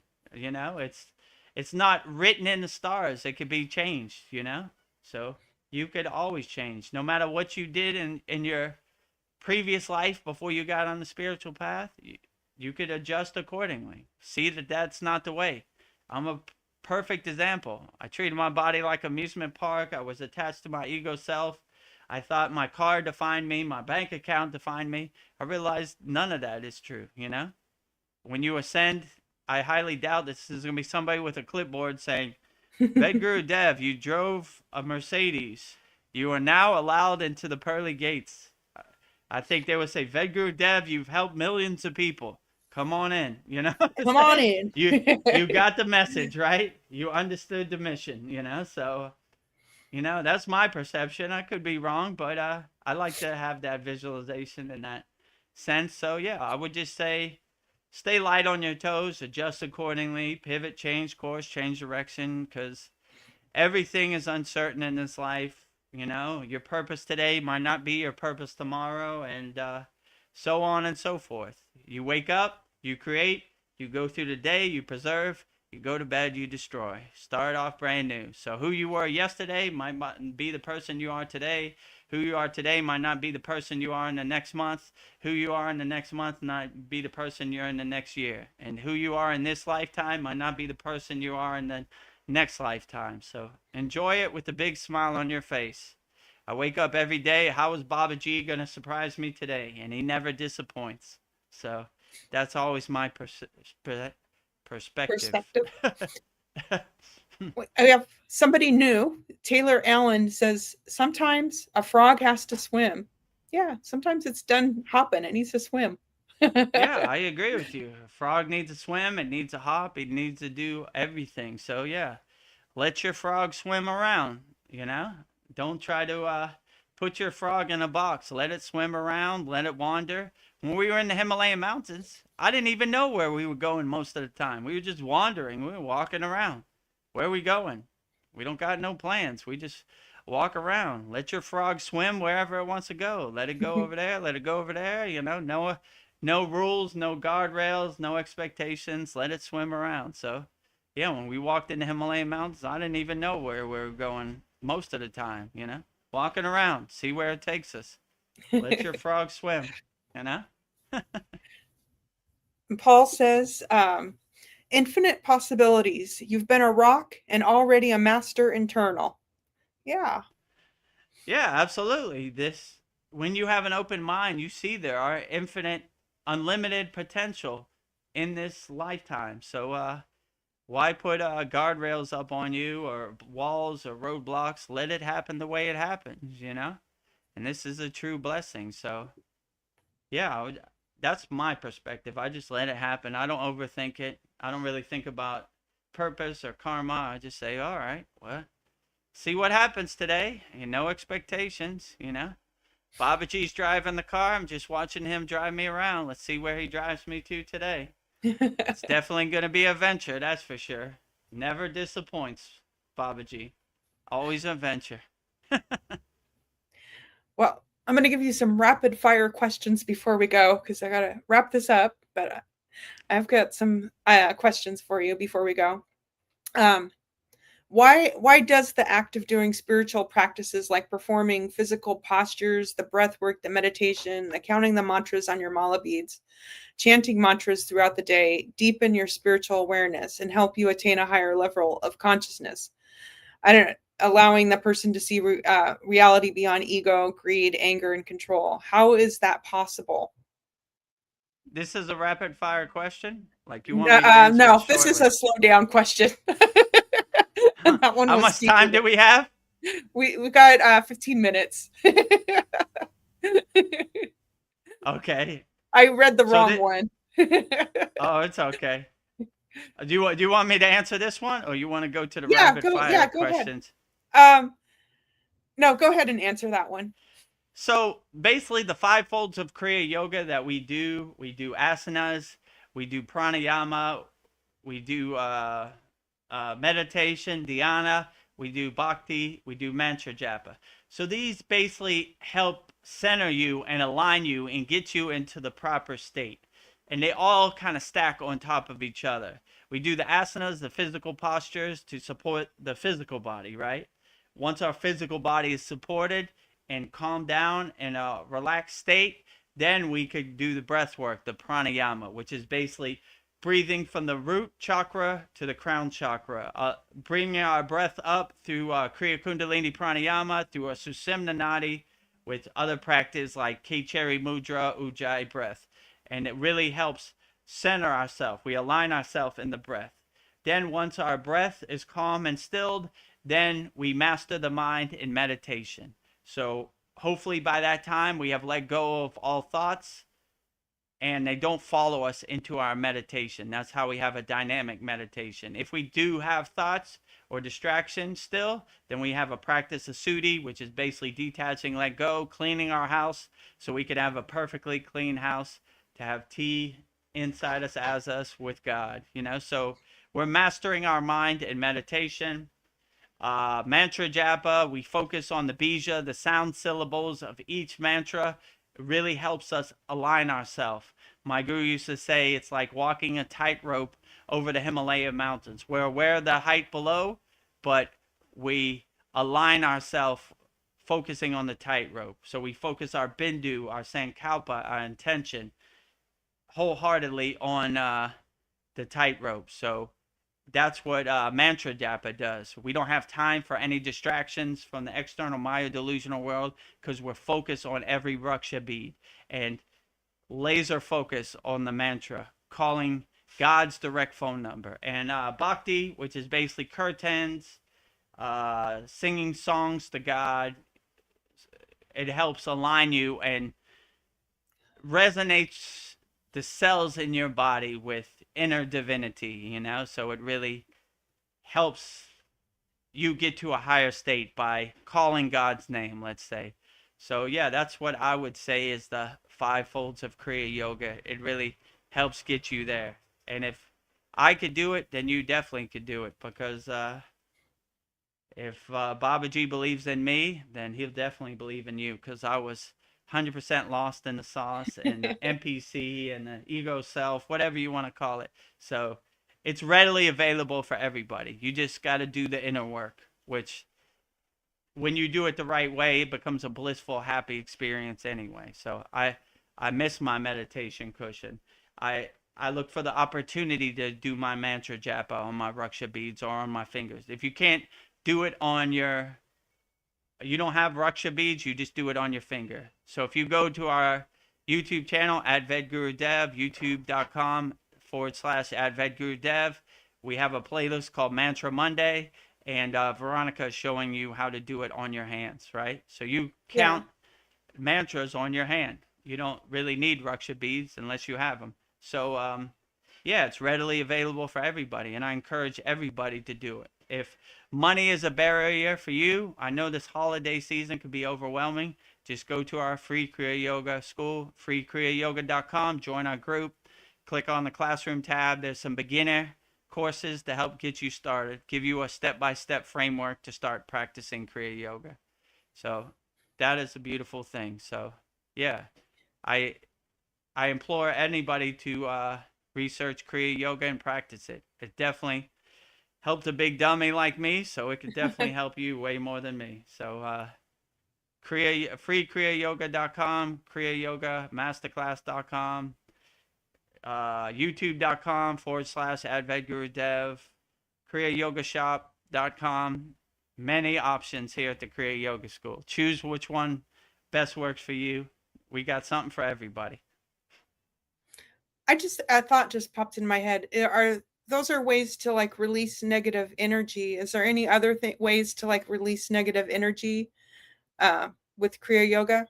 Or is it just do the 5 folds to release negative energy? I mean, our Kriya Yoga Masterclass has hundreds of classes how to release negative energy, cut cords, overcome whatever you're going through. So there's millions of different techniques, but the only technique that really matters is the one that makes you feel the best and uplifts you. So yeah, I would find which one works best for you and put it in your pocket. Yeah. That is the best technique. So it's not one size fits all. It's different for everybody. Some people like this technique. Some people like this technique. Some people like this Kriya. Some people like that Kriya. It's just different. So Yeah. that's why in our Kriya Yoga Masterclass, we don't have like 5 techniques. What if you don't resonate with those 5 techniques?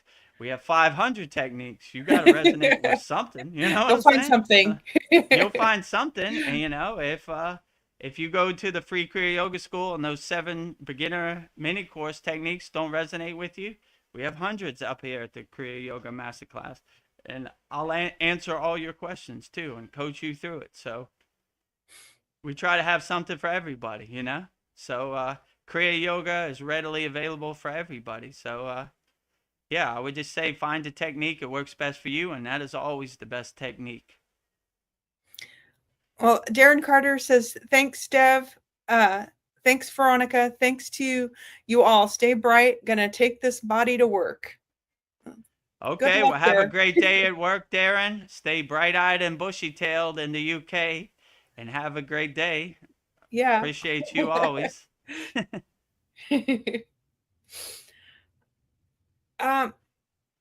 When we exit this body, is our soul exiting out through our crown chakra? These are the rapid fire questions, or not yet? I'm gonna do that for the next satsang. Oh, you're gonna save it for the next satsang. Yeah. How much time do we have now? Like 10 minutes. All right, ask this question again. Okay. I was just curious, like when our soul exits this body, does it go through the crown chakra, or does it go through the heart? I don't know. I was thinking maybe it exits through the crown chakra.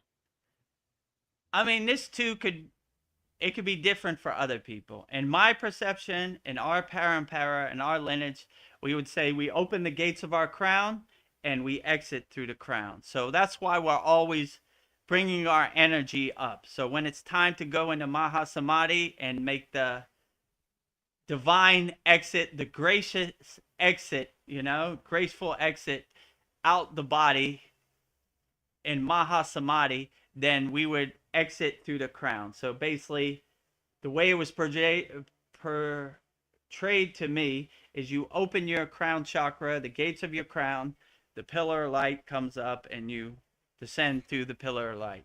So instead of going to your crown, you go one step further, beam me up, Scotty. So that's how most yogis and enlightened beings in spiritual traditions, they exit their body. It's called Mahasamadhi. And that is the highest blessing. So when they make a temple for a Sita, enlightened being, or a yogi, or a guru, they make a Samadhi temple, which is, they took the golden flight. This is the highest accomplishment that can be attained in our spiritual tradition. So they celebrate the Mahasamadhi, So yeah, I would say that that's, in my perception, how you would exit your body. But I wouldn't limit it to that. I would probably say there are certain people in certain traditions who have exited from their heart chakra, their anahata, perfectly fine, I would just say, make it a practice of bringing your energy up. Where you exit really doesn't matter, It only matters if you have reached a higher consciousness, So you want to cross the bridge of the heart chakra and bring your energy up as high as you can. Some people are probably left through their eyebrow chakra, the agna, perfectly great. Some people left through their crown. Some people, maybe even some people left through their throat chakra. Some people have definitely left through their heart chakra, I would say once you cross the bridge of the heart chakra, the higher chakras, you could exit through any of them, which pick your choosing, So yeah, I would definitely say it's probably happened to everybody, In our lineage, our parampara, we're taught to exit through our crown chakra, Open the gates of your crown chakra. What are the exit points? Are there's the heart and the chakra, the stomach, or could it be any of the chakras that you exit out of? Yeah, so basically what they say, the heart chakra is the bridge to the higher spiritual chakras. Under the heart chakra, the navel chakra, the sacral chakra, the root chakra, those are the lower chakras. So those will be a lot harder, to get to the top floor from the bottom floor, But they say once you cross the bridge of the spiritual chakras, the heart chakra, then any of those probably you could attain Mahasamadhi through, I mean, if you ask me, I would prefer to go through the crown chakra in accordance to our lineage and our parampara. But if you go throughout the eyebrow chakra, it's perfectly fine. I'm sure there are many lineages that teach Mahasamadhi through the eyebrow chakra, or the heart chakra, or the throat chakra, So, yeah, there is no right or wrong way. It's not one size fits all. I mean, I would say in accordance to our tradition, I would go through the crown chakra. But if you left through the eyebrow chakra or any of the other ones, it would be perfectly great. Paul says, I guess I better take off my tinfoil hat then. Okay. Yeah, don't let your tinfoil hat block your Mahasamadhi ascension. Or just take it off and put it to the side when you're ready to go into Mahasamadhi. All right, I've been warming up my crown chakra. I guess today's the day, Let me put this aside, Time to go home. Let's see. What I guess this is a rapid fire question. What advice would you give your 10-year-old self if you could go back and give your 10-year-old Vedagurudev some advice? If I could give Vedagurudev 10-year-old advice, I would just say, don't let other people's perceptions become your perceptions. Be the king of your castle. You are in control of everything. Don't give your power to anybody else. See the playbook for what it is, which is basically divide and conquer. Love as many people as you can. Help as many people as you can. And you can never go wrong. You're going to live a good, happy life. And just don't care what other people think. Their perceptions of you have no meaning in your universe. Wake up with a smile on your face. Be as happy as you can. And look for the opportunity to love as many people as you can. Look for the opportunity to help as many people as you can. And just don't let other people's ghost story become your ghost story. Don't let other people's narrative become your narrative. See the Wizard of Oz behind the curtain, right? They're trying to sell you something they don't have. Freedom is not free. This is conditioning. And don't attach to your conditioning, your identities that you've gotten from birth. They don't define your soul.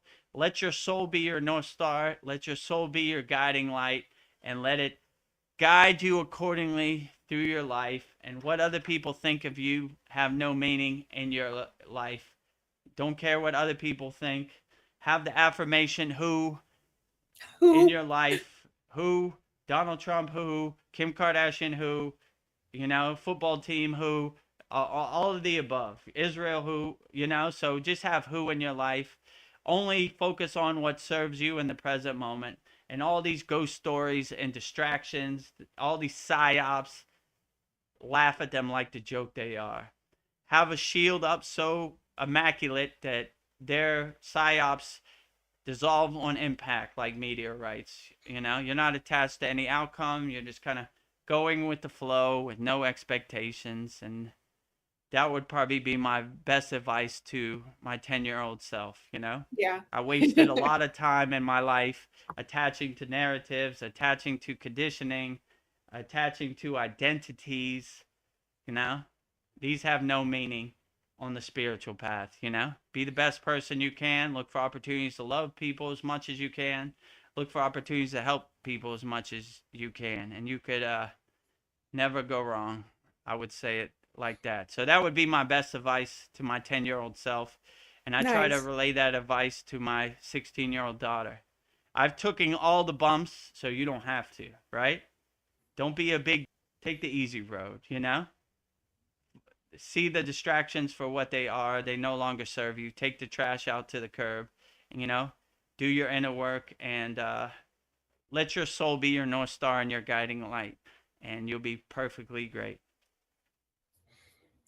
Paul says, happy wife, happy life, LOL. Or just be happy. Yeah, Happy happy husband, wife, happy happy wife. life. I know that's what they say, but it doesn't work in my universe. Must be, It's just a be losing happy. battle in my life. Yeah, sometimes we don't have a wife. we don't have a happy wife. That's a faraway place. That's like Antarctica in my life. It's a losing battle. Oh wow. Actually, I think a rapid fire question. I'll give you opportunity to list off some things. List as many things as you can that we should quit right now. Quit. Attaching to other people's ghost story. Attaching to other people's narrative. Caring what other people think. Letting go of external things that no longer serve you. Alcohol, drugs, sugar, other people's thoughts, other people's perception. Just only do what serves you in the present moment. That would be my best advice. And try to let go of things that no longer serve you anymore. So it's different for everybody, but yeah, try to quit as many things as you can that no longer serve you. Like evaluate and self-observe your life. Like, why do I need this? Why do I need that? When the C word thing happened and I was no longer able to DJ, I had to reevaluate my situation. I don't need this. Out the window. I don't need this. I don't need that. I don't need that. I don't need that. I don't need that. I don't need that. So, you start reevaluating your situations. What things do I not need? And right now is a perfect example. We're transitioning out of 2025 into 2026. So have your list of things you really need and have your things you don't really need. This no longer serves me. X. This serves me still. check, you know? So go down the list and see what really serves you in the present moment, and self-evaluate yourself and start off fresh in 2026. It's a new year. Let your new self shine, and things you no longer serve you, you need to quit. Let them go. Let 'em Goodbye. go. I know this is not coming with me into 2026, you know? Yeah. I shed this, I let this go right now. Wow. I think that's a great way to end it. You put a nice bow on that. Wrapped it up in a nice bow. Yeah. Better than my list. Okay, so yeah, go ahead. Oh, nothing. Go ahead. Oh, I was gonna say, you have any final thoughts before we wrap it up? Just thank you everybody that came tonight, and thank you, Paul, for coming. Sometimes it's hard for me to keep Vedagurudev talking. I feel like I have to feed you a lot of questions. So thank you everybody who all your input and your questions, much appreciated. Thank you, Jay Clow. Thank you, Taylor Allen, Darren Carter, Mariana. Did I miss anybody? Thank you everybody who came tonight. I love you and appreciate you. Katu Roti was there. Katu for a while. Roti. I think that's everybody. So thank you all that came to our Satsang tonight. Much appreciated, and I love you. So Much appreciated always. Sending Yeah. unconditional loving out there to everybody in YouTube land, wherever you're at. We love you wholeheartedly. Keep a smile on your face. Stay uplifted. So I guess before we wrap up our December 3rd Vedgurudev's live Kriya Yoga Q&A Satsang, we'll now present our offers. So our first offer is become a member of our YouTube channel. We have a nice video which Veronica will play explaining everything. We have two plans, $2 plan, Enlightened Kriya Sadik for $2, where you get great benefits, super chat, priority on questions, and we have a $6 YouTube membership plan, which is the Self-Realized Kriya Yogi, which you get call-ins and everything is explained on this video. Beloved souls, welcome. If you'd like to go deeper into our Kriya Yoga family and support our divine mission, you can become a YouTube channel member right now. Just click the join button and choose your membership. The first membership, the Enlightened Kriya Sadik, for $2 per month. Perfect for those that want to stay connected and support the channel. You'll receive loyalty badges, super chat, and super stickers. Priority replies to all your comments. A beautiful way to be part of our Kriya Yoga family. The second membership, the Self-Realized Kriya Yogi, for $6 per month. For those that want full community experiences and deeper access, member shout out during our live streams, and the ability to record your own voicemail with your questions played on all of our live stream. This is a direct connection into our Kriya Yoga community. Choose your membership, add your payment method, and join today. Your support helps spread Kriya Yoga worldwide and Babaji's divine light to the world. Jai Babaji. Jai Babaji. Jai So if Babaji. you want to become a YouTube channel member, you go to youtube.com/@Vedgurudev. And you'll see the join button. You just click on the join button, and you'll be able to become a YouTube member. Pick the plan that works best for your financial situation, and support our YouTube channel at Vedagurudev and support the Kriya Yoga School. So the next thing is our Kriya Yoga shop, where we have all of our spiritual essentials and Veronica's divine handmade artwork on all different types of materials, and we have a excellent video so you could see it for yourself. Go to KriyaYogaShop.com and explore our Kriya Yoga store, created to support all your spiritual needs on the path. Inside, you'll discover a sacred collection of essentials, canvas wall art, spiritual notebooks, divine tumblers, and inspirational t-shirts, each one adorned with Veronica's exquisite hand-drawn divine artwork, crafted with devotion and intention. Every item is designed to remind you of your inner journey, elevate your space, and keep you connected to the light within. Visit KriyaYogaShop.com to explore the full collection and bring these sacred pieces into your practice, your home, and your heart. So there is our Kriya Yoga Shop, KriyaYogaShop.com for all your spiritual needs. Great to put under your Christmas tree. Great stocking stuffers. Support the Kriya Yoga School. Support Veronica's divine handmade artwork. And the last one is my favorite. We've had it for a year and 9 months now. It's the Kriya Yoga Masterclass. So right now we have an excellent promotion, $25 a month. Maybe click on the overlay where it shows it. I'll talk over it. And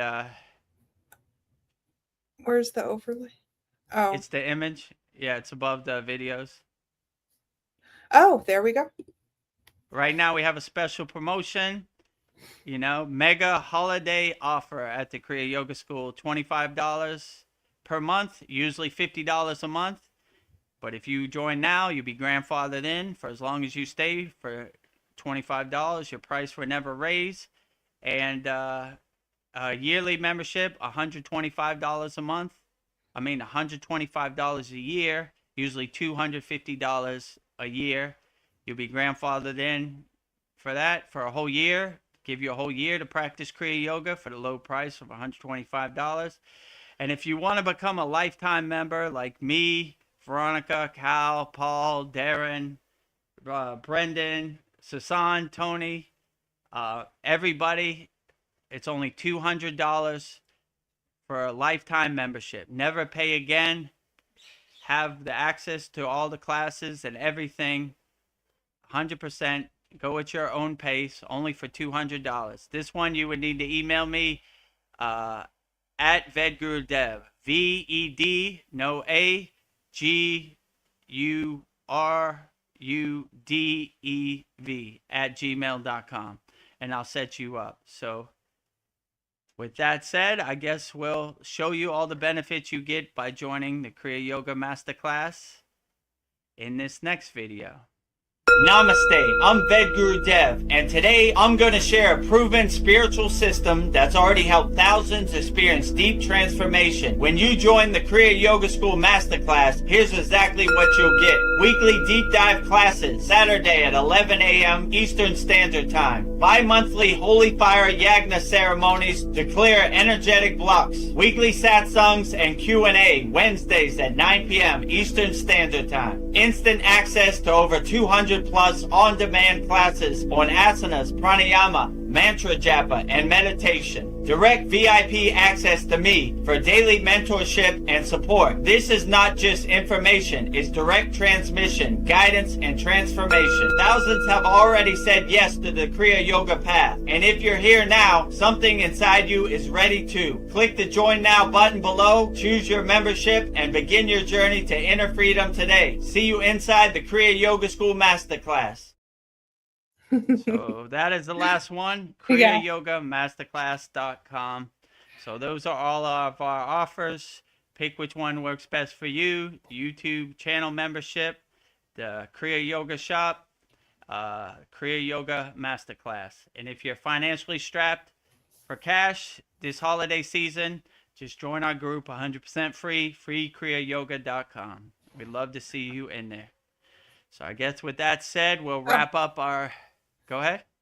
Oh, just to remind our members that are watching to put in their Holy Yagna request tonight. Oh yeah, that's a good thing too. So in a couple hours we'll be doing our full moon Yagna for December 4th, right? Yes. And yeah, put in your request and we'll make sure we'll burn it up in the Holy Yagna fire.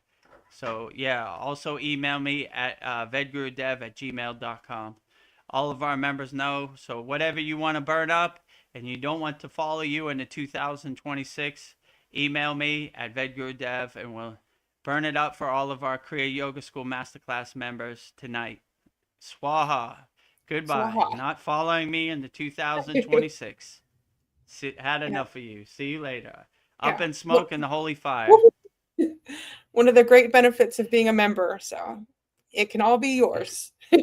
All your financial problems, all your health problems, all your money problems, all your family problems, up in smoke. No longer serve you. Not going to follow you into 2026. Yes. Up in smoke. Swaha. Swaha. So I guess with that said, we'll wrap up our December 3rd Vedgurudev's live Kriya Yoga Q&A Satsang with me and Veronica. So we will end this with Babaji's Mula Mantra. Anytime you're going through something and you need Babaji's assistance and help, call Babaji's direct phone number, Babaji's Mula Mantra. And it is Om Kriya Babaji Nama Om. And Veronica will sing it so beautifully right now. Om Kriya Babaji Nama Om. Om Kriya Babaji Namo.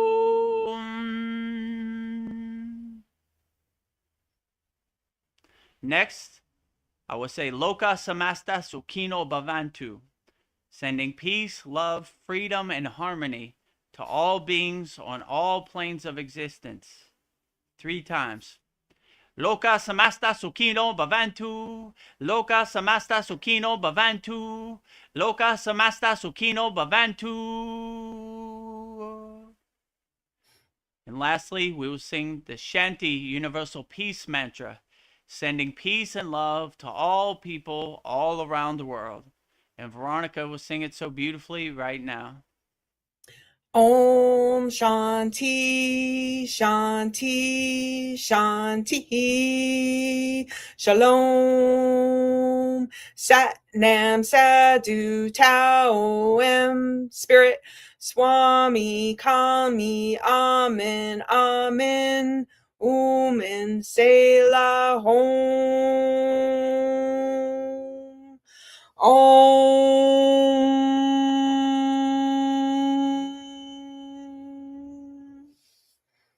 Om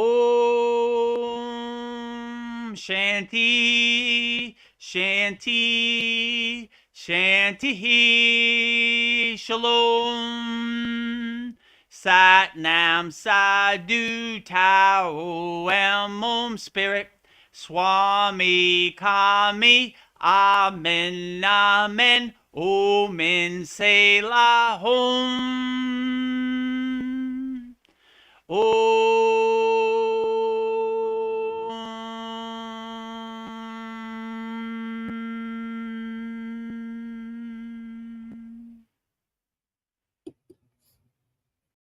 To become a YouTube channel member, click on the join button and choose your membership. Number 1, the Enlightened Kriya Yoga Sadik for $2 per month with good member benefits. Or number 2, the Self-Realized Kriya Yogi for $6 per month with great member benefits. Choose your YouTube membership and join today. Go to KriyaYogaShop.com to visit our Kriya Yoga store for all your spiritual needs. We have canvases, notebooks, tumblers, and t-shirts with all Veronica's divine handmade artwork. Go to KriyaYogaShop.com to visit our Kriya Yoga store. Thousands have already said yes to the Kriya Yoga path. And if you're here now, something inside you is ready to. Click the Join Now button below, choose your membership, and begin your journey to inner freedom today. See you inside the Kriya Yoga School Masterclass. Kriya Babaji Nama Om Kriya Babaji Nama Om Kriya Babaji Nama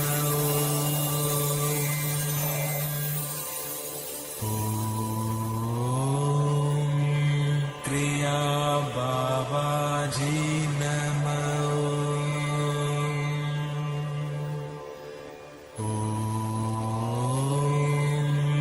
Kriya Babaji Nama Om Kriya Babaji